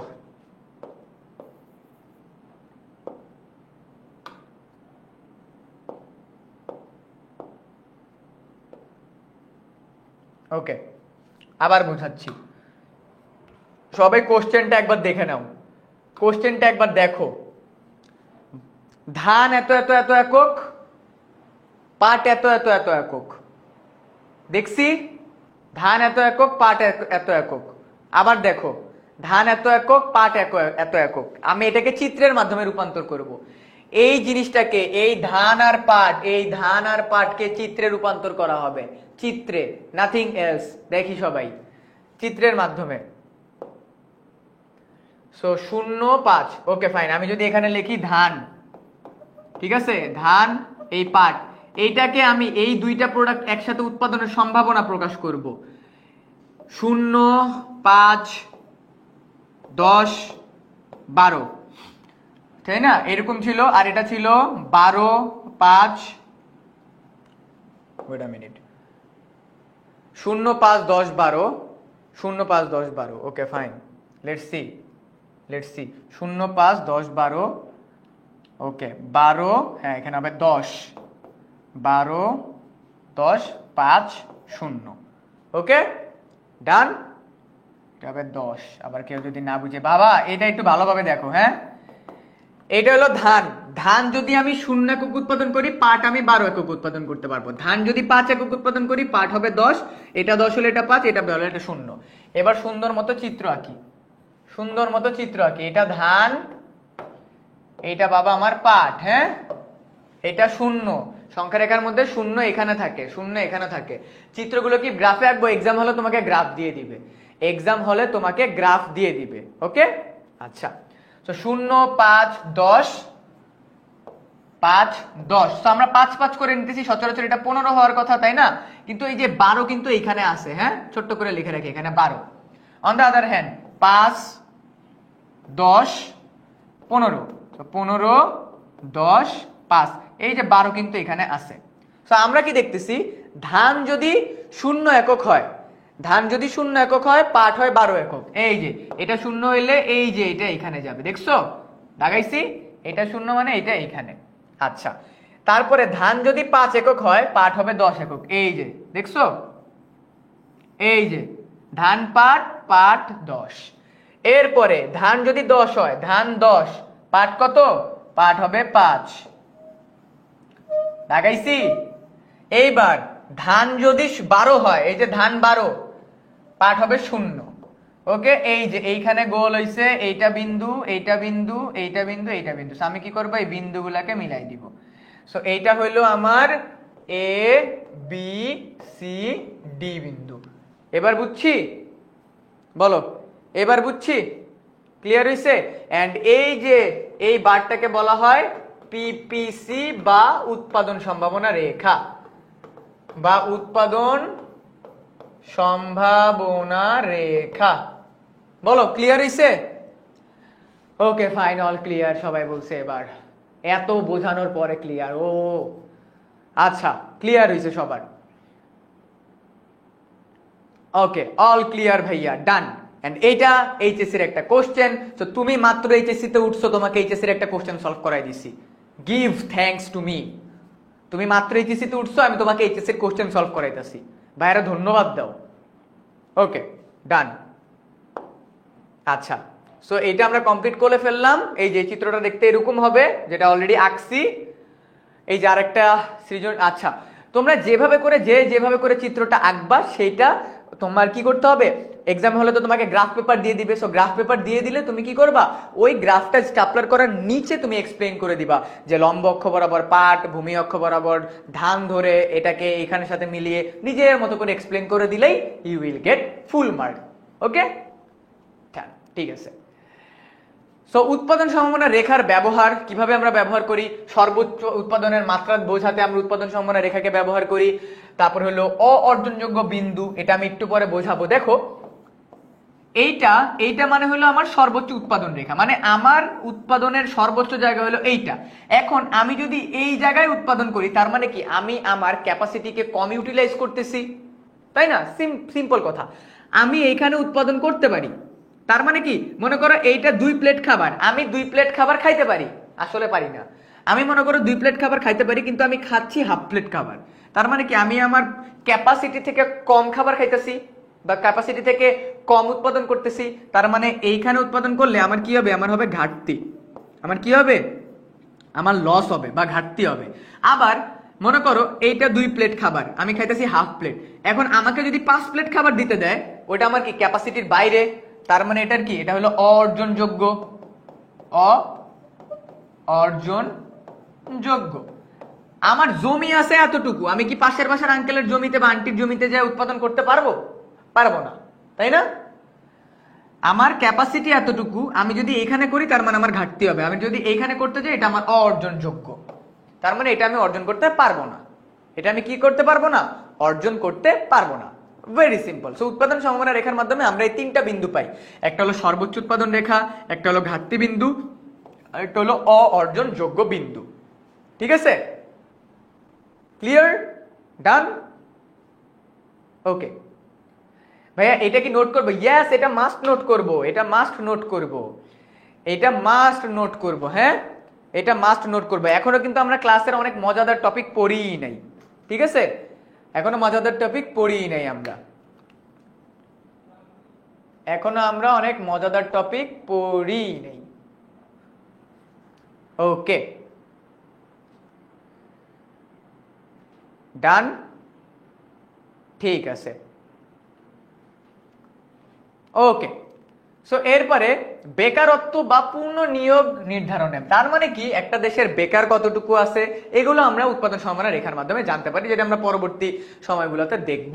এই যে একটু আগে যেটা দেখাইলাম যে এইটা আমার হলো সর্বোচ্চ উৎপাদনের জায়গা, যেখানে আমি প্রোডাকশন পসিবিলিটি বা উৎপাদন সম্ভাবনা রেখা, এইটা হলো আমার অর্জনযোগ্য, তার মানে এটা পাশের বাসার আঙ্কেলের জায়গা, তার মানে যেখানে যাই আমি উৎপাদন করতে পারবো না, অর্জনযোগ্য। আর এটা মনে হলো আমার ঘাটতি স্থান, ঘাটতি। ঠিক আছে, ইজি এক্সাম্পল আবার দেই, ঠিক আছে, আবার একটা এক্সাম্পল দেই। এই জায়গাটা মনে করো তোমার সর্বোচ্চ জায়গা, তার মানে তুমি খাওয়া দাওয়ার ক্ষেত্রে 2 প্লেট সর্বোচ্চ খাইতে পারো, প্রতিবার আম্মু বলবে তুমি 2 প্লেটই খাও তাহলে, তাই না? এই জায়গাটা হলো হাফ প্লেট খাওয়ার জায়গা, কারণ আম্মু এই জায়গাটাতে উৎপাদন করলে আম্মু বলবে কি তুই তো শুকায় যাবি, বেশি করে খা, তুই তো শুকায় যাবি। সো আম্মু সবসময় বলে এই এতটুকু পরিমাণ খাবার খাইতে, আমরা খাইতে চাই এতটুকু, এটা হলে আমাদের ঘাটতি হবে। অ্যান্ড মাঝে মাঝে আমাদের পাশে যখন মেহমান আসে সে বলে কি বাবা তুমি আমার খাবারটাও খাও, আন্টি বলে তুমি আমার খাবারটাও খাও। সো তখন হয় কি জানো, তখন অর্জনযোগ্য, তখন হয় আলটিমেটলি বমি করে দিই, তখন আলটিমেটলি কি হয়ে যায়, বমি হয়ে যায়। কারণ আমি এই জায়গাটাতে খাইতে পারি, মেনে পারি, পসিবল, এইটা ইম্পসিবল, এটা একদম ইম্পসিবল, এটা পসিবলই না। 2 প্লেট খাওয়া যায়, হাফ প্লেট খাওয়া যায়, 5 প্লেট অসম্ভব ব্যাপার। সো ইকোনমিক্সের ক্ষেত্রে এই জিনিসটা সেম, এটা হলো উৎপাদনের সর্বোচ্চ জায়গা, যেখানে আমরা উৎপাদন করলে সর্বোচ্চ প্রফিট পাবো, এখানে করলে আমাদের লস হবে, এইখানে করাটা অসম্ভব, কারণ এটা আমার জায়গা না। ঠিক আছে, আচ্ছা ভাই আমি শুধু ইকোনমিক্স কোর্স কিনতে পারবো? কল 16910, মুক্তাদির 16910 কল দাও, তোমার এইচএসসি এসএসসি রেজাল্ট অনুযায়ী তোমাকে কোর্সের ডিসকাউন্ট দিয়ে দেওয়া হবে। বুঝতে পারছি, ডান। ওকে, সো এরপরে হলো দেশের অর্থনৈতিক অবস্থা জানতে আমরা উৎপাদন সম্ভাবনা রেখাকে ব্যবহার করি। সো উৎপাদন সম্ভাবনা রেখা যদি আমরা উৎপাদন করি তখন এই জায়গা থেকে এই জায়গায় যেতে পারি, আবার এই জায়গায়ও যেতে পারি। সো আমাদের যদি যখন এটা কেন হয়, মনে করো কোনো একজন ধনী ব্যক্তি, হ্যাঁ ধনী ব্যক্তি, সে আগে এতটুকু জমি ছিল, আগে তার জমির পরিমাণ ছিল এতটুকু, সে পাশের জমিটাও দখল করছে, পাশের জমিটাও দখল করছে, তখন তার উৎপাদন সম্ভাবনা রেখা বাড়তে থাকবে। ঠিক আছে, ডান। সো উৎপাদন সম্ভাবনা রেখার ব্যবহার অলরেডি আমরা চিত্রের মাধ্যমে দেখে ফেলছি। ওকে, সো এরকম একটা কোশ্চেন আসতে পারে যে বাংলাদেশে পাট একক একক হয়, ধান এত একক হয়, তারপর হলো এইটা। আচ্ছা, এই জায়গাটা হলো তোমরা আমাদের অনলাইন বেচে আসলে বুঝতে পারবা। এটা হলো মনে করো বাংলাদেশ মনে করো পাটের দিক দিয়ে অনেক মানে কি বলবো এনরিচড, তাই বাংলাদেশে পাট ভালো উৎপাদন হয়, তাই বাংলাদেশের ক্ষেত্রে পাটের কার্ভটা বেশি হবে। অন্যদিকে ইন্ডিয়াতে গম উৎপাদন হলে ইন্ডিয়াতে গমের উৎপাদন ভালো হবে। সো এইটা বা উৎপাদন সম্ভাবনা রেখার মাধ্যমে আমরা আরো একটা জিনিস জানতে পারি যে কোন দেশ কোন দ্রব্য উৎপাদনে দক্ষ। ঠিক আছে, কোন দেশ কোন দ্রব্য উৎপাদনে দক্ষ, এটা আমরা উৎপাদন সম্ভাবনা রেখার মাধ্যমে জানতে পারি। সো এটাও খাতায় লিখে রাখো যে কোন দেশ কোন দ্রব্য উৎপাদনে দক্ষ, সেটাও আমরা জানতে পারি উৎপাদন সম্ভাবনা রেখার মাধ্যমে। খাতায় লিখে ফেলো, কোন দেশ কোন দ্রব্য উৎপাদনে দক্ষ, এটাও আমরা জানতে পারি উৎপাদন সম্ভাবনা রেখার মাধ্যমে। লিখছি সবাই? দেখো এটার এক্সাম্পল এখানে দিয়ে দিছি। দুইটা দেশের কাছে সেম অ্যামাউন্টের টাকা আছে, বাংলাদেশ পাট উৎপাদনে দক্ষ, অন্যদিকে তোমার ভারত গম উৎপাদনে দক্ষ, কারণ অনেক কিছু ভ্যারাইটিস আছে এখানে। সো এটা আমরা উৎপাদন সম্ভাবনা রেখার মাধ্যমে জানতে পারি যে কোন দেশ কোন দ্রব্য উৎপাদনে দক্ষ। ঠিক আছে, ডান। সো এই যে সিমিলারলি দেখো এখানে পাট বেশি উৎপাদন হয়েছে, বাংলাদেশে গম কম উৎপাদন হয়েছে, আবার ইন্ডিয়াতে ধান কম উৎপাদন হয়েছে, আবার গম বেশি উৎপাদন হয়েছে। সো বাংলাদেশ পাটের দিক দিয়ে উন্নত আর ইন্ডিয়া হলো গমের দিক দিয়ে উন্নত। ঠিক আছে, ডান। সো সুযোগ ব্যয় অলরেডি এটা আমরা দেখছি। সুযোগ ব্যয় বলতে কি বোঝায়? এই যে আমরা উৎপাদন সম্ভাবনা রেখাতে আমরা কি করলাম, দুইটা দ্রব্য উৎপাদন করতে গেলাম, তাই না? দেখো সুযোগ ব্যয়টা একটু শুনো, অনেক মজাদার একটা টার্ম। দুইটা দ্রব্য উৎপাদন করতে গিয়ে যখনই আমরা ধানের উৎপাদন বাড়াই তখন আমাদের গমের উৎপাদন একটু কমাইতে হয়, অথবা আমরা যখন গমের উৎপাদন বাড়াই তখন আমাদের ধানের উৎপাদন একটু কমাইতে হয়। তার মানে দুইটা দ্রব্য উৎপাদন করতে গেলে একটা দ্রব্য উৎপাদন বাড়াইলে আরেকটা দ্রব্যের উৎপাদন আমাদেরকে কমাই দিতে হয়। এই যে আমি যতটুকু ছেড়ে দিচ্ছি সেটাকে আমরা বলবো সুযোগ ব্যয়। এখন সুযোগ ব্যয়ের ডেফিনেশন যদি আমি দেই, দুটি দ্রব্য উৎপাদনের মধ্যে একটি দ্রব্য উৎপাদন করলে আরেকটি দ্রব্যের উৎপাদন যতটুকু ছেড়ে দিতে হবে বা যতটুকু বাদ দিতে হবে তাকে আমরা বলবো সুযোগ ব্যয়। ঠিক আছে, তাকে আমরা বলবো কি? সুযোগ ব্যয়। যেমনটা আমরা এখানে কোথায় দেখতেছি, এই যে দেখো এখানে দেখতেছি, এইখানে আমি পাটের উৎপাদন কি করলাম, পাটের উৎপাদন 10 একক থেকে 5 এককে নামাইলাম, কারণ আমি ধানের উৎপাদন বাড়াইতে চাই। এই যে আমি পাটের উৎপাদন 5 একক কমাইলাম, ধানের উৎপাদন 5 একক বাড়াইতে, এই 5 একককে আমার বলবো সুযোগ ব্যয়। এটাকে আমরা কি বলবো? সুযোগ ব্যয়। তার মানে এগেইন বলতেছি, মনে করো আমি 5 একক ধান উৎপাদন করতেছি, 10 একক পাট উৎপাদন করতেছি। এবার আমি ধান 10 একক উৎপাদন করলাম, পাট 5 একক করলাম। এই যে আমি বাড়াইলাম কমাইলাম, ধানের প্রথম উৎপাদন থেকে ধানের দ্বিতীয় উৎপাদন যতটুকু কমলো এটা হলো ধানের সুযোগ ব্যয়, পাটের যতটুকু উৎপাদন থেকে যতটুকু কমলো এটা হলো পাটের সুযোগ ব্যয়। ক্লিয়ার? তার মানে দুইটা দ্রব্য উৎপাদনের ক্ষেত্রে যেই দ্রব্যের উৎপাদন আমি একটা বাড়াইলাম আরেকটা কমাইলাম, এই দুইটার মধ্যে পার্থক্যকে আমরা বলবো সুযোগ ব্যয়, ফাইন্যান্সের সুযোগ ব্যয়। ইয়াপ, যাদের ফাইন্যান্স ছিল তারা এটা জানো। দুটি দ্রব্য উৎপাদনের সম্ভাবনার মধ্যে থেকে একটি দ্রব্য উৎপাদন করলে বা একটি দ্রব্য গ্রহণ করলে আরেকটি দ্রব্য ছেড়ে দিতে হয়, এটাকে আমরা বলবো সুযোগ ব্যয়। ক্লিয়ার? আন্ডারস্টুড? Thank you. আচ্ছা, সো অপরচুনিটি কস্ট কি? এটা এক্সামে আসবে, ডেফিনেটলি এটা আসবে। সো সুযোগ ব্যয়ের সম্ভব কি? মানুষের অভাবে অসীম। এন্ড তোমরা সবাই নিজের মতো করে সুযোগ ব্যয়টা লিখে ফেলবা। সুযোগ ব্যয়ের দিক থেকে বিকল্প, এই যে সিমিলারলি সুযোগ ব্যয়ের দিক থেকে এই যে দেখছো এখান থেকে এইটাই গেছে 5 একক, এই যে এখান থেকে এটাই গেছে 5 একক কমছে, আবার এখান থেকে এটাই গেছে 5 একক কমছে, দেখছো? সো এটাকে আমরা বলবো সুযোগ ব্যয়। এই যে সুযোগ ব্যয়ের চিত্র, উৎপাদন সম্ভাবনার রেখার চিত্র কাইন্ড অফ সেম। ইয়াপ, অর্থনৈতিক সমস্যা, এই অর্থনৈতিক ব্যবস্থা। এইবার আমরা দেখবো অর্থনৈতিক ব্যবস্থা কি। সো আমাদের কান্ট্রিতে বা আমাদের ওয়ার্ল্ডে 4 ধরনের অর্থনৈতিক ব্যবস্থা আছে: ধনতান্ত্রিক অর্থ ব্যবস্থা, সমাজতান্ত্রিক অর্থ ব্যবস্থা, মিশ্র অর্থ ব্যবস্থা, ইসলামী অর্থ ব্যবস্থা। 4 ধরনের অর্থ ব্যবস্থা আছে। আমরা এত কিছু জানলাম, এবার আমরা ওয়ার্ল্ডের অর্থ ব্যবস্থাগুলো নিয়ে একটা একটা করে জানবো উইথ দ্য এক্সাম্পলস। ধনতান্ত্রিক অর্থ ব্যবস্থা, যে অর্থ ব্যবস্থায় সরকার কি করে, যে অর্থ ব্যবস্থায় ভোক্তা কি, কখন, কতটুকু উৎপাদন করবে সে সম্পর্কে স্বাধীনতা থাকে, তাকে আমরা ধনতান্ত্রিক অর্থ ব্যবস্থা বলে থাকি। তার মানে সরকারের কোনো ইনভলভমেন্ট নাই। ধনতান্ত্রিক অর্থ ব্যবস্থা হলো এমন একটা অর্থ ব্যবস্থা যেখানে তুমি যা ইচ্ছা তাই করতে পারো, যতটুকু ইচ্ছা ততটুকু উৎপাদন করতে পারো, যতটুকু ইচ্ছা ততটুকু বিনিয়োগ করতে পারো, যতটুকু ইচ্ছা ততটুকু না কিছু করে বসে থাকতে পারো। তার মানে উৎপাদন সম্ভাবনা রেখা আমরা ধনতান্ত্রিক অর্থব্যবস্থা বলতে আমরা বাবা মার সেই সন্তানকে বুঝি যাকে বাবা মা ছেড়ে দিছে, যা বেটা জিলে আপনি জিন্দেগি। 3 ইডিয়টসে যেমন বলছিল না ফারহানকে, যা বেটা জিলে আপনি জিন্দেগি, ওই যে জিলে আপনি জিন্দেগি হলো আমাদের উৎপাদন ধনতান্ত্রিক অর্থব্যবস্থা, যে যা ইচ্ছা তাই কর, কোনো সমস্যা নেই। কিন্তু কিন্তু বাবা আমাদের এরপরেই আসছে, আচ্ছা আমরা ধনতান্ত্রিক অর্থব্যবস্থার কিছু বৈশিষ্ট্য দেখি। সামাজিক শ্রেণী বিভাগ সর্বোচ্চকরণ, মানে কি, যে আর্ন করতেছে সে আর্ন করে, যে করতে পারে না সে করতেই পারে না, ঠিক আছে। অন দ্য আদার হ্যান্ড মুনাফা ভিত্তিক একক উদ্যোগ, তার মানে এখানে যে যার মতো ইচ্ছা উৎপাদন করে, তার মানে মুনাফা অনেক বেশি। অবাধ প্রতিযোগিতা, যার ইচ্ছা যে যখন ইচ্ছা প্রোডাক্ট বানায়, যে যখন ইচ্ছা প্রোডাক্ট প্রাইস বাড়ায়, হোয়াট এভার, কারণ কোনো কন্ট্রোল নাই এখানে। শ্রেণী বিভক্তি, আয় বন্টন অসমতা, যারা আর্ন করে তারা সবসময় আর্নই করে, যারা লস করে তারা সবসময় লসই করে, ঠিক আছে। ওকে, পুঁজি ও উৎপাদনের কেন্দ্রীভূত, তারপর হলো স্বয়ংক্রিয় বাজার ও দাম ব্যবস্থা। তো স্বয়ংক্রিয় বাজার ও দাম ব্যবস্থা মানে কি, দর দাম করার মাধ্যমে একটা বাজার হয়। সো স্বয়ংক্রিয় দাম ব্যবস্থা বলতে আমরা কি বুঝি, এটা আমরা সবাই লাস্টে বুঝবো, এটা আমরা একটু পরে লাস্টে বুঝবো, হ্যাঁ। চাহিদা যোগান যখন বুঝাবো তখন আমরা বুঝবো, ঠিক আছে। চাহিদা যখন বুঝবো তখন আমরা এটা তোমাদেরকে বলবো। আচ্ছা, এরপর আমাদের আছে সমাজতান্ত্রিক। সমাজতান্ত্রিক অর্থব্যবস্থা হলো এমন অর্থব্যবস্থা তোমাকে একদম নির্দিষ্ট করে বলে দিবে, যাই করো এলাকার বাইরে যাবা না, সন্ধ্যা 6টার মধ্যে বাসায় ঢুকবা। তার মানে একদম রেস্ট্রিকশন দিয়ে দিছে, সরকার বলে দিবে তুমি এত টাকার চাল খাইতে পারবা, এত টাকার ডাল খেতে পারবা, এভাবে চুল কাটতে পারবা, অমুক বাউন্ডারির মধ্যে থাকতে পারবা, এই জায়গা থেকে বাইরে যাওয়া যাবে না, একদম ফুললি রেস্ট্রিক্টেড।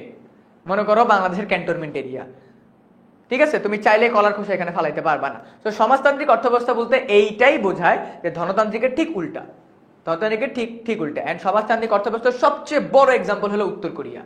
উত্তর কোরিয়াতে তুমি চুল কিভাবে কাটবে এটা পর্যন্ত তোমাকে বলে দেওয়া হয়। 17 ক্যাটাগরির ছেলেরা চুল কাটতে পারে, ঠিক আছে, 17টা মানে স্টাইলে চুল কাটতে পারে, এটা বলে দেওয়া হয়।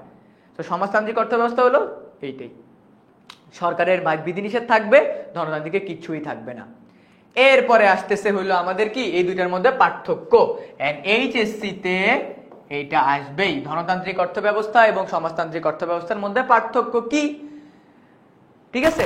ধনতান্ত্রিক অর্থব্যবস্থা এবং সমাজতান্ত্রিক অর্থব্যবস্থার মধ্যে কি পার্থক্য আছে তোমাদেরকে বলে দিতে হবে। আমরা বলে দিবা ধনতান্ত্রিক অর্থব্যবস্থাতে বিধিনিষেধ নাই, সমাজতান্ত্রিক অর্থব্যবস্থাতে বিধিনিষেধ আছে। ধনতান্ত্রিক অর্থব্যবস্থাতে রাষ্ট্রীয় মালিকানায় থাকে, মালিকানা নাই, সমাজতান্ত্রিকে আছে। তারপরে স্বয়ংক্রিয় দাম ব্যবস্থা আছে, প্রতিযোগিতা আছে, এখানে দাম ব্যবস্থা অনুপস্থিত, ঠিক আছে। ওকে, তারপরে মিশ্র অর্থব্যবস্থা। মিশ্র অর্থব্যবস্থা হলো এমন একটা অর্থব্যবস্থা যেটা বাংলাদেশ অর্থব্যবস্থা। এখানে ফ্লেক্সিবিলিটিও আছে, স্বাধীনতাও আছে, স্বাধীনতার পাশাপাশি with great power comes great responsibility, ঠিক আছে। এখানে আমাদের দেশে সরকার কি বলে দেয়, তুমি উৎপাদন করো কিন্তু প্রাইস এটার উপরে যাইতে পারবা না, ঠিক আছে। তার মানে মিশ্র অর্থব্যবস্থা বলতে বোঝায় যেখানে আমার ধনতান্ত্রিক, ঠিক আছে, যেখানে আমার ধনতান্ত্রিক প্লাস সমাজতান্ত্রিক একত্র করা হয়, এটা হইল বাংলাদেশ। এটা কি, এটা হইল বাংলাদেশ। তার মানে বাংলাদেশে ইকোনমিতে কি বলা আছে, যে তোমরা চাইলে সর্বোচ্চ বিনিয়োগ করতে পারবা, বাট বিনিয়োগ করলেও মনে করো সরকার বলো তুমি বিনিয়োগ করো, কিন্তু সরকার প্রাইস রেঞ্জ ঠিক করে দেয়, ঠিক আছে। সরকার কি করে দেয়, প্রাইস রেঞ্জটা ঠিক করে দেয়। এন্ড এই ক্যাটাগরির মানুষ হলো কি, সাধারণ ছেলে মেয়ে যেগুলো আছে সেগুলা, যে ওদেরকে ফ্লেক্সিবিলিটিও দিছে, ওদেরকে স্বাধীনতাও দিছে, ওদেরকে রেস্ট্রিকশনও দিছে, ঠিক আছে। এটা হলো মিক্স, এটা হলো কি মিশ্র অর্থ ব্যবস্থা। এন্ড এক্সামে প্রশ্ন আসবে, উদ্দীপকে বলবে এখান থেকে কেমন সৃজনশীল আসবে বলে দেই। এখানে বলবে যে উদ্দীপকে একটি দেশ, যে দেশের ভিতরে সরকার সবাইকে বাধা ধরা নিয়মের আওতায় রেখেছে, কেউ তার নিজের ইচ্ছা মতো চলতে পারে না। অন্যদিকে অপর একটি দেশ, যে দেশের সরকার কোনো ধরনের চিন্তা ভাবনা না করা ছাড়াই জনগণকে নিজের মতো করে ছেড়ে দিয়েছে। তো গ নম্বরে আসবে উদ্দীপকে প্রথম দেশটি কেমন দেশ, সমাজতান্ত্রিক দেশ, দ্বিতীয় দেশটি কেমন দেশ, ধনতান্ত্রিক দেশ। এন্ড ঘ নম্বরে বলবে দুইটি দেশের মধ্যে পার্থক্য কি সেটি উল্লেখ করো, শেষ, ঠিক আছে, ডান। এরপরে আমাদের আছে হইলো তোমার কি, এরপরে আমাদের আছে হইলো তোমার ইসলামী অর্থব্যবস্থা। ইসলামিক আইন মোতাবেক যে অর্থব্যবস্থা আছে তাকে আমরা ইসলামী অর্থব্যবস্থা বলে থাকি। As simple as that, every single thing should be followed according to Islamic শরিয়া, ঠিক আছে। ইসলামী শরিয়া। তো এটা হলো ইসলামী অর্থ ব্যবস্থা। ঠিক আছে, ডান। সুদ আলাদা এন্ড আমরা সবাই জানি। ওকে, এরপরে আমাদের আছে সামষ্টিক অর্থনীতি, ব্যষ্টিক অর্থনীতি। বাট এইটার আগে আমি তোমাদেরকে ইম্পর্টেন্ট দুইটা জিনিস বোঝাবো। একটা হলো চাহিদা আর একটা হলো যোগান। একটা কি? চাহিদা আর একটা যোগান। সবাই এবার খেয়াল করো, ইকোনমিক্সের ভিত্তি চাহিদা আর যোগান। মানে আমার শরীর মানে কখন থেকে নিষ্পিস করতেছিল যে আমি কখন চাহিদা আর যোগান বুঝাবো। আমি যা যা লেখাবো বুঝবা, নোট ডাউন করবা সবাই। প্রথমে আমি যাচ্ছি চাহিদা। ঠিক আছে, চাহিদা অথবা চাহিদা বিধিও বলা হয় এটাকে, চাহিদা বিধি। সবাই মাথায় রাখবা, হ্যাঁ? আচ্ছা, চাহিদার ক্ষেত্রে আমাদেরকে সবসময় একটা জিনিস মাথায় রাখতে হবে, দাম বাড়লে চাহিদা, দেখো আমি এইভাবে লিখি, দাম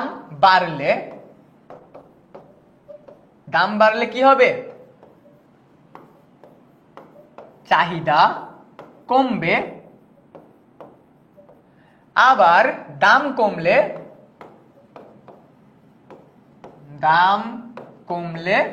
চাহিদা বাড়বে, ভেরি সিম্পল। এটাকে বলা হয় চাহিদা বিধি। আমরা একটা জিনিস, নর্মাল জিনিস দেখি, যেমন মনে করো যদি কোনো আইসক্রিমের দাম, মনে করো তোমার আইসক্রিম খাইতে ইচ্ছা করছে, আইসক্রিমের দাম যদি 5 টাকা হয় তুমি খাবা 10টা আইসক্রিম, আবার আইসক্রিমের দাম যদি 10 টাকা হয় তুমি খাবা 5টা আইসক্রিম। কারণ কি? এখানে দাম কম তাই চাহিদা বেশি, এখানে দাম বেশি তাই চাহিদা কম। Very simple. একটা প্রোডাক্টের দাম যদি বেশি থাকে আমি প্রোডাক্টটা কম কিনবো, যে প্রোডাক্টের দামটা বেশি কম থাকবে সেই প্রোডাক্টটা আমি বেশি কিনবো। দাম বাড়লে চাহিদা কমবে, দাম কমলে চাহিদা বাড়বে। এইটাই হলো চাহিদা বিধি। এটাই কি? চাহিদা বিধি। এন্ড মনে রাখবা, চাহিদা বিধি সবসময় নিম্নগামী। চাহিদা বিধি সবসময় নিম্নগামী। কারণ কি? দাম ও চাহিদার মধ্যে বিপরীতমুখী সম্পর্ক। একটা বাড়লে আরেকটা কমবে, আরেকটা কমলে আরেকটা বাড়বে। এটা বুঝতে পারছো? এটা ক্লিয়ার? দাম কমলে চাহিদা বাড়বে, দাম বাড়লে চাহিদা কমবে। বুঝতে পারছি?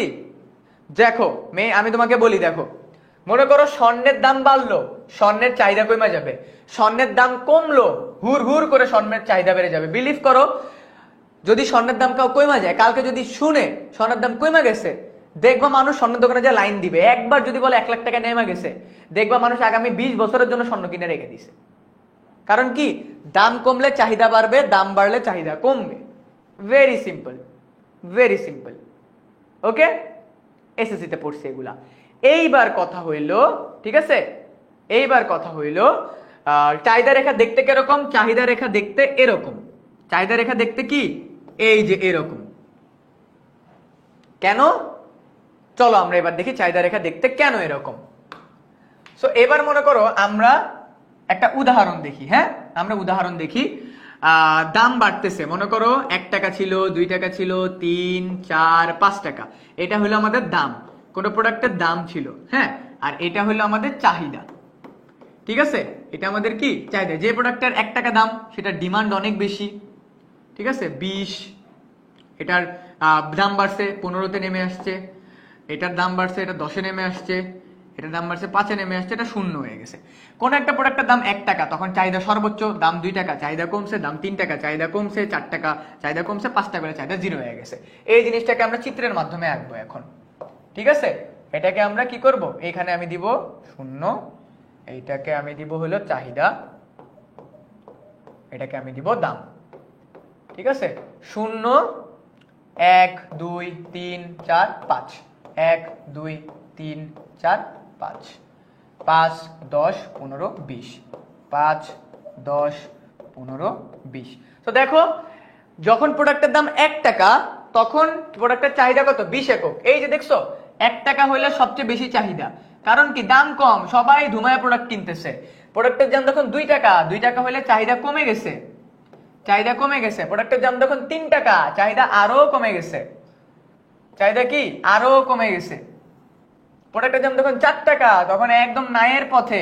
প্রোডাক্টের দাম যখন 5 টাকা, তখন চাহিদা 0।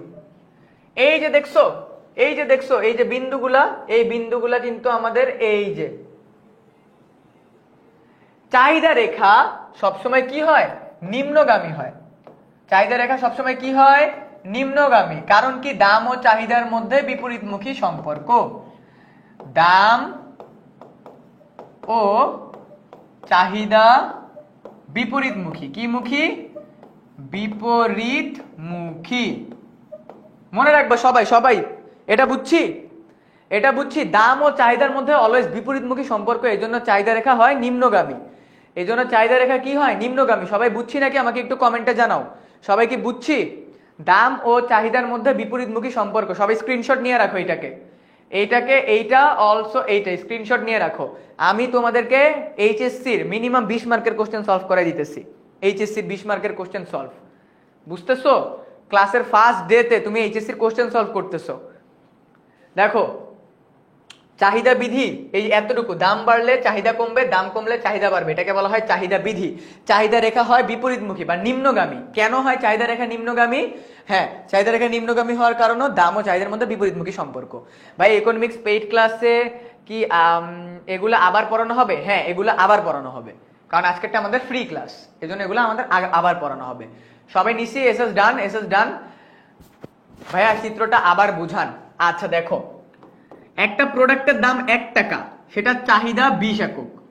একটা প্রোডাক্টের দাম 2 টাকা, সেটা চাহিদা 5। মনে করো একটা আইসক্রিম, ঠিক আছে, একটা আইসক্রিমের দাম যদি 1 টাকা হয়, আমি 20টা আইসক্রিম কিনবো।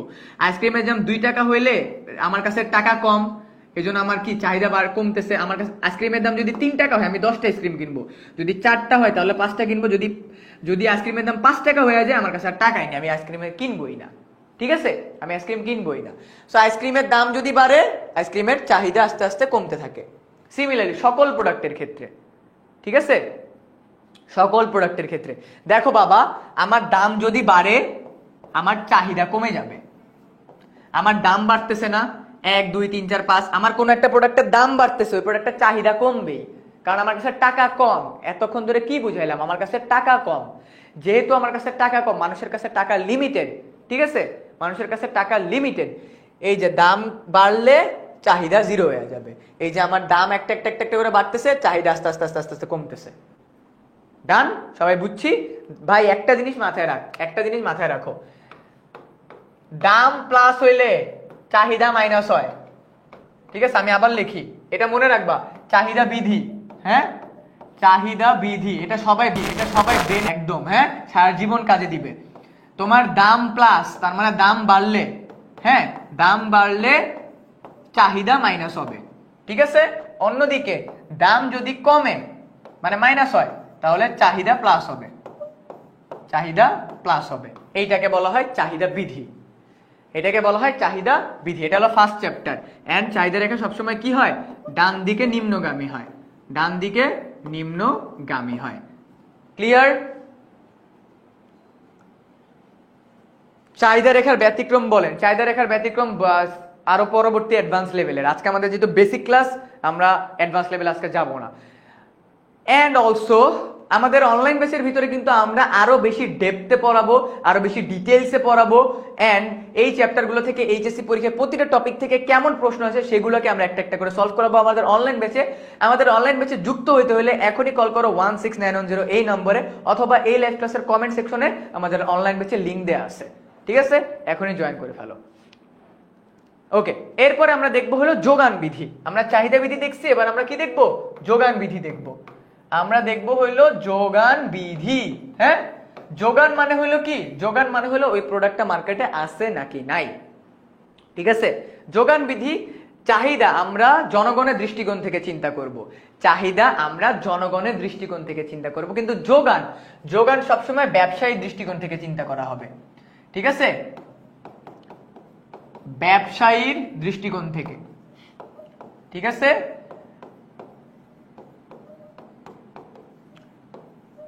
আমরা চাহিদা নিয়ে যখন কথা বলবো, চাহিদার সাথে কার সম্পর্ক?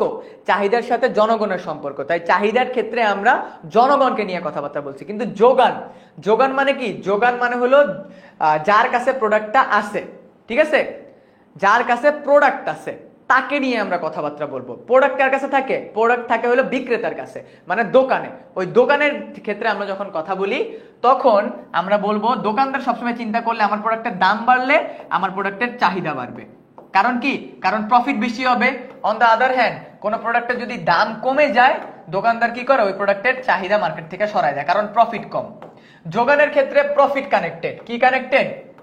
প্রফিট, কারণ যোগান ইজ অল অ্যাবাউট বিজনেসম্যান। ঠিক আছে? হ্যাঁ, দাম আর যোগানের মধ্যে অথবা দাম আর চাহিদার মধ্যে কি সম্পর্ক? আচ্ছা ওয়েট, এটা যোগান হবে, সরি যোগান হবে, চাহিদাও বলা যায় বাট যোগান। যোগান মানে কি? প্রোডাক্টটা দোকানে আসে নাকি না। দেখবা যেই প্রোডাক্টের দাম বেশি ওই প্রোডাক্ট দোকানে থাকেও বেশি, কারণ মুনাফা বেশি হয়। যে প্রোডাক্টের দাম কমে যায় ওই প্রোডাক্ট দোকান থেকে সরাই দেওয়া হয়, কারণ লস হয়ে যায়। ঠিক আছে? কারণ কি হয়ে যায়? লস হয়ে যায়। বুঝতে পারছি? এন্ড এইটাকেই বলা হয় যোগান বিধি। দাম ও যোগানের মধ্যে সমমুখী সম্পর্ক, দাম ও যোগানের মধ্যে কি সম্পর্ক? সমমুখী সম্পর্ক। অন দ্য আদার হ্যান্ড দাম ও চাহিদার মধ্যে বিপরীতমুখী সম্পর্ক। ঠিক আছে? এটার মধ্যে কি সম্পর্ক? এন্ড যোগান রেখা সবসময় হয় ঊর্ধ্বগামী। যোগান রেখা সবসময় হয় কি? ঊর্ধ্বগামী। যোগান রেখা হয় ঊর্ধ্বগামী, কারণ দাম ও যোগান, দাম ও যোগান, যোগান হলো সমমুখী সম্পর্ক। কি মুখী সম্পর্ক? সমমুখী সম্পর্ক। ঠিক আছে? যোগান মানে হলো প্রোডাক্টটা মার্কেটে আছে নাকি নাই। যোগান মানে হলো প্রোডাক্টটা মার্কেটে আছে নাকি নাই। ওকে, বুঝতে পারছি? এবার একটা ম্যাথে যাব। হ্যাঁ, এবার একটা ম্যাথে যাই। সো মনে করো সেম কথা এখানেও যাবে। হ্যাঁ, মনে করো প্রোডাক্টের দাম, দোকানদার প্রোডাক্টের যোগান। হ্যাঁ, যোগান, প্রোডাক্টের দাম কত থেকে যাব? হ্যাঁ 5 হইলে এটা যাবে 10, এটা হলো যদি 10 এটা যাবে 15, এটা যদি হয় 15 এটা হবে 20, এটা যদি হয় 20 এটা হবে 25, এটা যদি হয় 25 এটা হবে 30। তার মানে কি? দাম বাড়তেছে, আমার যোগানও বাড়তেছে। হ্যাঁ, আমার যোগানও বাড়তেছে, কারণ দাম ও যোগানের মধ্যে সমমুখী সম্পর্ক বিদ্যমান। হ্যাঁ, দাম ও যোগানের মধ্যে সমমুখী সম্পর্ক বিদ্যমান। কারণ কি? কারণ ব্যবসায়ী চিন্তা করে কি, যখন আমার একটা প্রোডাক্টের দাম বাড়বে তখন আমার প্রোডাক্টের প্রফিটও বাড়বে। আমি দোকানে বেশি প্রোডাক্ট রাখলে একটা প্রোডাক্ট বিক্রি করলে প্রোডাক্টের প্রফিট বেড়ে যাবে আমার। সো আমি যদি এখানে লিখি 5, 10 দামের ক্ষেত্রে 5, 10, 15, 20, 25। হ্যাঁ, 25, 20, 15, 10, 5। এবার আমি যদি 10, 15, 20, 25, 30, 10, 15, 20, 25, খুবই সিম্পল। এইটা 5 হইলে 10 হইলে এত, এটা হইলে এত, এটা হইলে এত, এটা হইলে এত। এই যে দেখছো আমরা একদম ক্লিয়ারলি দেখতেছি না? ঠিক আছে, আমার চিত্র আঁকাটা একটু উল্টাপাল্টা হয়েছে, এই জন্য দেখছো চাহিদা এটা একদম ইজি, একদম সমান হবে। হ্যাঁ, এটা একদম সমান হবে। এই যে চাহিদা রেখা দাম ও যোগানের মধ্যে সমমুখী সম্পর্ক হওয়ার কারণে যোগান রেখা ঊর্ধ্বগামী, চাহিদা রেখা নিম্নগামী। ক্লিয়ার? বুঝতে পারছি? It is very clear. So আমরা আজকের ক্লাসে চাহিদা শিখলাম, যোগান শিখলাম, ভোগ শিখলাম, তারপর হলো তোমার আর কি কি শিখছি আমি নিজেও ভুলে গেছি। ওকে, ইয়াপ।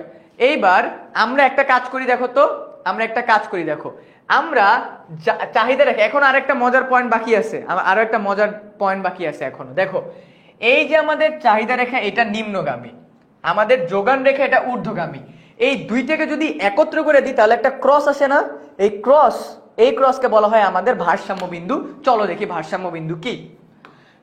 আমাদের ভারসাম্য বিন্দু কি। হ্যাঁ, ভারসাম্য, তার মানে আমাদের কথা হইলো আমরা প্রোডাক্টের চাহিদা অনুযায়ী মার্কেটে যোগান কতটুকু রাখবো এইটা আমরা বুঝে ফেলবো। তার মানে চাহিদা রেখা, চাহিদার বক্স এবং যোগানের বক্স যদি একত্র করি তার মানে আমাদের তখন কি চলে আসবে? তখন আমাদের চলে আসবে হলো ভারসাম্য বিন্দু। So let's see. মনে করো দাম, চাহিদা, যোগান। ঠিক আছে, দাম, চাহিদা, যোগান। সো চলো আমরা দেখি 1 টাকা, 2 টাকা, 3 টাকা, 4 টাকা, 5 টাকা। ওকে, সো আমাদের যে প্রোডাক্টের দাম 1 টাকা সেটার চাহিদা মনে করো 20, এটার 2, এটা 15, হ্যাঁ, এটা 3 হইলে 10, এটা হইলে 5, এটা হইলে 0। কারণ কি? আমার প্রোডাক্টের দাম বাড়ছে, আমার প্রোডাক্টের চাহিদা কমছে। কিন্তু দাম বাড়লে তো যোগান বাড়বে, তাই না? দাম বাড়লে কি বাড়বে?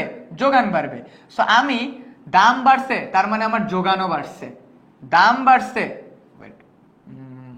দাম বাড়লে যোগান বাড়বে, তার মানে আমার এখানে কোনো একটা পয়েন্ট এসে সিমিলার হইতে হবে। সো আচ্ছা আচ্ছা, দেখো দেখো কথা হলো কি, দেখো যে প্রোডাক্টের দাম কম ওই প্রোডাক্ট দোকানে রাখাই হয় না। যে প্রোডাক্টের দাম কম, দেখো 1 টাকা এই প্রোডাক্ট, আমি কি বলছি যোগানের ক্ষেত্রে, চাহিদার ক্ষেত্রে তো এটা বিপরীতমুখী হবে, বাট এইটা কমলে এইটাও কমবে, আর যোগানের ক্ষেত্রে এইটা বাড়লে এইটাও বাড়বে। যোগানের ক্ষেত্রে যে প্রোডাক্টের দাম কম ওই প্রোডাক্ট দোকানে রাখা হয় না, প্রোডাক্টের দাম বাড়লে আস্তে আস্তে প্রোডাক্টটা দোকানে আসে। 2 টাকা হইলে এটা 15 ডিমান্ড আসে, 3 টাকা হইলে এটা 10 হয়। হ্যাঁ, wait a minute, yup. So এই যে দেখো 2 টাকা হইলে এই প্রোডাক্টের ডিমান্ড কত হবে, এইটা হলো মনে করো তোমার কত বলা যায়, আমি ধরলাম এটা 20, ঠিক আছে, এটা 20, এটা 30, এটা 40, এটা 50। সো এইখানে একটু ডিফারেন্ট হবে, কারণ কি আমি বলি, কারণ আমি এটা একটা অ্যাপ্রক্সিমেট ধরছি। হ্যাঁ, এটা যদি একদম ফিগার আউট করে একদম ক্লিয়ারলি ধরা হইতো তাহলে এইখানে কাইন্ড অফ তোমার এরকম হইতো, যোগানটা আমি যদি এভাবে আসি 5, 10, 15, 20, ইয়েস, এত বেশি যাওয়া যাবে না, আমি এইভাবে যাব, ইয়েস, এটা 5, এটা 10, এটা 15, এটা 20। ওকে, এবার মিলছে, হ্যাঁ এইবার মিলছে। দেখো আমি একটা একটা করে দেখব। চাহিদার ক্ষেত্রে প্রোডাক্টের দাম বাড়ছে, চাহিদা কমছে। যোগানের ক্ষেত্রে প্রোডাক্টের দাম বাড়ছে, যোগানও বাড়ছে। এইবার আমি একটা চিত্রের ভিতরে চাহিদা যোগান দুইটাই আঁকবো। সবাই এবার একটু খেয়াল করো, হ্যাঁ, দাম, এখানে আমি চাহিদা ও যোগান দুইটাই আঁকতেছি। চাহিদা রেখা যোগান রেখা এবার একসাথে আসতেছি। এইটা এইচএসসি তে আসবেই আসবেই আসবে, এইটা ভালোভাবে দেখো, এইটা সবাই একটু ঠান্ডা মাথায় ভালোভাবে দেয়। ওকে, ঠান্ডা মাথায় ভালোভাবে দেখো, I request each one of you. হ্যাঁ, এটা বুঝলে ভাইয়া তোমার ইকোনমিক্স ফার্স্ট পেপার কি এইচএসসি ফার্স্ট ইয়ারের একটা সৃজনশীল কমপ্লিট, একটা সৃজনশীল কমপ্লিট। সো আমি একটু কালারটা চেঞ্জ করে আঁকবো এবার। হ্যাঁ, কালারটা চেঞ্জ করে আঁকবো। সো আমি দামে যাচ্ছি 1, 2, 3, 4, 5, 2, 3, 4, 5, 1, 2, 3, 4, 5। সো আমি চাহিদা দিয়ে দিছি, এবার আমি যোগানে যাব। হ্যাঁ, আমি কালার চেঞ্জ করতে, আমি এবার চাহিদাতে যাব। সো চাহিদার ক্ষেত্রে আমার কি ছিল, 0। হ্যাঁ, 0 ছিল, 5, 10, 15, 20, 5, 10, 15, 20। আমি আগে চাহিদা রেখা আঁকবো। আগে কি রেখা আঁকবো, চাহিদা রেখা আঁকবো। সবাই খেয়াল করি, হ্যাঁ সবাই খেয়াল করি, যে প্রোডাক্টের দাম 1 টাকা ওই প্রোডাক্টের ডিমান্ড 20, যে প্রোডাক্টের দাম 2 টাকা ওই প্রোডাক্টের ডিমান্ড 15, যে প্রোডাক্টের দাম 3 ওইটার ডিমান্ড 10, যে প্রোডাক্টের দাম 4 টাকা ওইটার ডিমান্ড 5, যে প্রোডাক্টের ডিমান্ড 0 এটার ডিমান্ড এইখানেই শেষ। ঠিক আছে, তার মানে আমরা বুঝতে পারলাম, তার মানে আমরা যদি একটু ভালোভাবে চিত্রটা আঁকি তখন আমাদের কি হবে, তখন আমাদের চাহিদা রেখা এই যে গেছে। ওকে, চাহিদা রেখা এই যে গেছে। সো আমার চাহিদা রেখা ডান। হ্যাঁ, আমার চাহিদা রেখা ডান, আমি এইটা আর এইটা কমপ্লিট করছি। এবার আমি যাব আমাদের যোগান রেখায়। এবার আমি যাব আমাদের যোগান রেখায়। আমি কি জানি, দাম আর যোগানের মধ্যে সহমুখী সম্পর্ক। যোগান অলরেডি এখানে দেয়া আছে, একটা প্রোডাক্টের দাম যদি একটা, এই যে দেখছো এটা 0 হয়ে গেছে। যোগান, আমার দাম 1 টাকা, যোগান হবে 0, এটা কিন্তু চাহিদা আর যোগান একসাথে করতেছি, এখানে অবলিক দেয়া আছে। এই যে চাহিদা আর এই যে যোগান, আমি কিন্তু যোগান দিয়ে রাখছি। হ্যাঁ, চাহিদা আর যোগান দিয়ে রাখছি। সো দেখো আমার প্রোডাক্টের দাম 1 টাকা, আমার যোগান 0, কারণ আমার দোকানে প্রোডাক্টই নাই। প্রোডাক্টের দাম বাড়ছে, 2 টাকা হইছে 5 টাকা। এই যে 2 হইলে 5, 2 হইলে কত 5, 3 হইলে কত, 3 হইলে 10, এই যে 3, 10, দেখছো দেখছো মিলে গেছে, 3 হইলে 10, এই জায়গাটাতে মিলে গেছে। আমার চাহিদা যোগান এখানে সেম হইছে, 3 হইলে 10। দেখো আমি কিন্তু কালার ডিফারেন্ট করে রাখতেছি। 4 হলে 15, এই যে 4 হলে 15, এই যে দেখছো 4 হলে 15, এই যে যোগান রেখা, এইটা হলো আমার চাহিদা রেখা, এটা হলো আমার যোগান রেখা। এরপরে হলো আমার 5 হলে 20, 5 হলে কত, এই যে 5, এই যে আমার কত 20। খেয়াল করো সবাই, একটু খেয়াল করো, এইটা বুঝলে ভাইয়া তোমার পুরো চ্যাপ্টার শেষ। এটা 5 হলে এটা 20। আমি যদি একটু চাহিদা রেখার যোগান রেখার নামটা দিয়ে দেই, এই যে সবুজ কালার, এটা হবে চাহিদা রেখা, চাহিদা রেখা। ওকে, এইবার আমি যদি দেখো, এই যে দেখছো এই জায়গাটাতে আমার মিলে গেছে, এই জায়গাটাতে আমার মিলে গেছে। এবার আমি এটাকে উঠাই দিব, আমার মনে হয় একটু এদিক ওদিক হয়েছে। এইবার আমি এটাকে উঠাই দিব, এই যে ডান, দেখছো এই যে ডান, এই যে এই জায়গাটা মিলছে না, এটাকে আমি বলবো ভারসাম্য বিন্দু। এটাকে আমি বলবো কি? ভারসাম্য বিন্দু। তার মানে যেই জায়গাটাতে চাহিদা আর যোগান সমান হয়, এটা হলো আমার যোগান রেখা। এটা হলো আমার যোগান রেখা। যেই জায়গাটাতে চাহিদা এবং যোগান সমান হয়, একটা কোম্পানি বা একটা বিজনেস যদি সেই জায়গাটা হলো এই যে এই জায়গাটাতে যদি ব্যবসা করে, তাহলে তার ভারসাম্য বিন্দু হবে, তার মানে তার প্রফিট হবে। এর নিচে যদি করে তাহলে তার ঘাটতি হবে, ঠিক আছে? এটার নিচে যদি করে তাহলে হবে ঘাটতি, ঠিক আছে, ঘাটতি। আর এটার উপরে যদি বিনিয়োগ করে তাহলে হবে কি? উদ্ধৃত। উদ্ধৃত তার মানে এইখানে হলো বাকি থেকে যাবে, আর এইখানে হলে প্রোডাক্ট মানে মার্কেটে আসেই নাই। এই জিনিসটা যে বুঝতে পারছে তার কি? তার হলো পুরাটা ডান। আমি কিচ্ছু করি নাই, আমি চাহিদা রেখা বুঝছি, আমি যোগান রেখা বুঝছি, দুইটাকে একত্র করছি। খেয়াল করো, আরো একবার খেয়াল করি, এটা আমাদের আজকে লাস্ট টপিক। হ্যাঁ, যখন চাহিদা রেখা আঁকতেছি তখন এটা ভুলে যাও। দাম 1 টাকা, দেখো চাহিদার ক্ষেত্রে যখন আমার প্রোডাক্টের দাম 1 টাকা তখন আমার কি 20। খেয়াল করো, হ্যাঁ, চাহিদার ক্ষেত্রে এই যে তুমি এতটুকু দেখো, ফার্স্টে এতটুকু দেখো, এতটুকু দেখো, আমার প্রোডাক্টের দাম 1 টাকা, আমার চাহিদা হলো 20, 1 20 মিলাইছি, 2 হইলে 15 টাকা, 2 দিছি 15 টাকা, ওকে। 3, আমার প্রোডাক্টের দাম যখন 3 টাকা, যখন 3 টাকা তখন আমার 10 একক, এই যে আমার এইখানে, ঠিক আছে, দেখছো মিলতেছে। 4 টাকা হইলে আমার প্রোডাক্টের ডিমান্ড 5, আর 5 টাকা হইলে আমার প্রোডাক্টের কোনো ডিমান্ডই নাই। এই যে আমি আঁকলাম চাহিদা রেখা, সবুজ কালার দিয়ে যেটা আঁকছি এটা হলো আমার চাহিদা রেখা। এইবার আমি কি করব? আমি গোলাপি কালার দিয়ে যেটা আঁকছি, দেখো আমি চাহিদা রেখার এটা পুরোটা ভুলে গেছি, চাহিদা রেখাটা আমি ডান করে ফেলছি। একই চিত্রের ভিতরে আমি এবার যোগান আঁকবো। আমি জানি দাম আর যোগানের মধ্যে সমমুখী সম্পর্ক, দাম আর যোগানের মধ্যে সমমুখী সম্পর্ক। যখন আমার প্রোডাক্টের দাম 1 টাকা তখন আমার মার্কেটে প্রোডাক্টের কোনো ডিমান্ড নেই, কারণ প্রফিট নেই। যখন প্রোডাক্টের দাম 2 টাকা তখন আমার প্রোডাক্টের ডিমান্ড 5।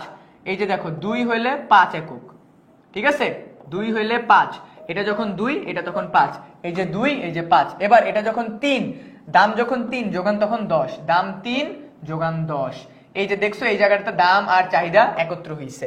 যখন প্রোডাক্টের দাম 4 টাকা তখন প্রোডাক্টের ডিমান্ড 15 টাকা, এই যে 4 এই যে 15, আর যখন 5 টাকা তখন 20 একক, কারণ এখানে প্রফিট সর্বোচ্চ।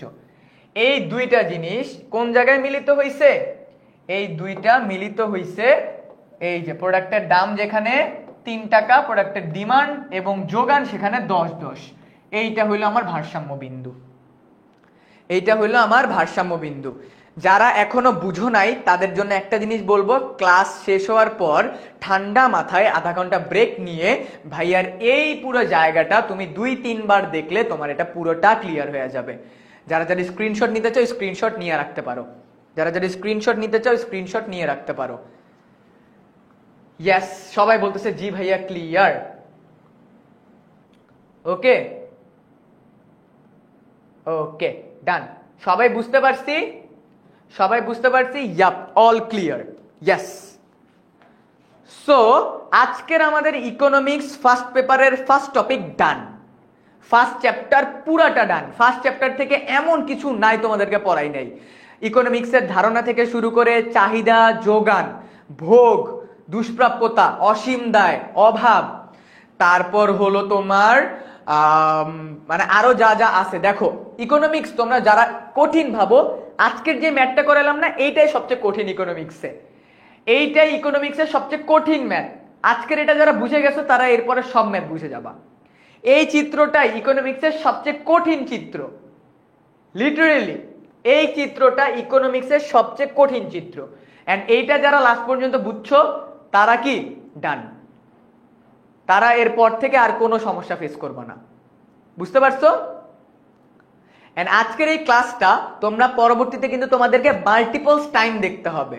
হ্যাঁ, আজকের এই ক্লাসটা তোমাদেরকে কিন্তু পরবর্তীতে বারবার দেখতে হবে, কয়েকবার দেখলে তোমরা আরেকটু বুঝে যাবে। সো আজকের এই ক্লাসটা তোমরা শেয়ার করে রাখো, শেয়ার করে রাখলে তোমরা কি করতে পারবা, এই ক্লাসটা পরবর্তীতে দেখলে ঠিক আছে, পরবর্তীতে দেখলে তোমরা এই পুরো জিনিসটা একদম ক্লিয়ার হয়ে যাবে।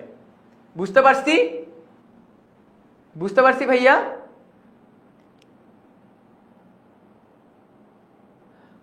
কি বলছে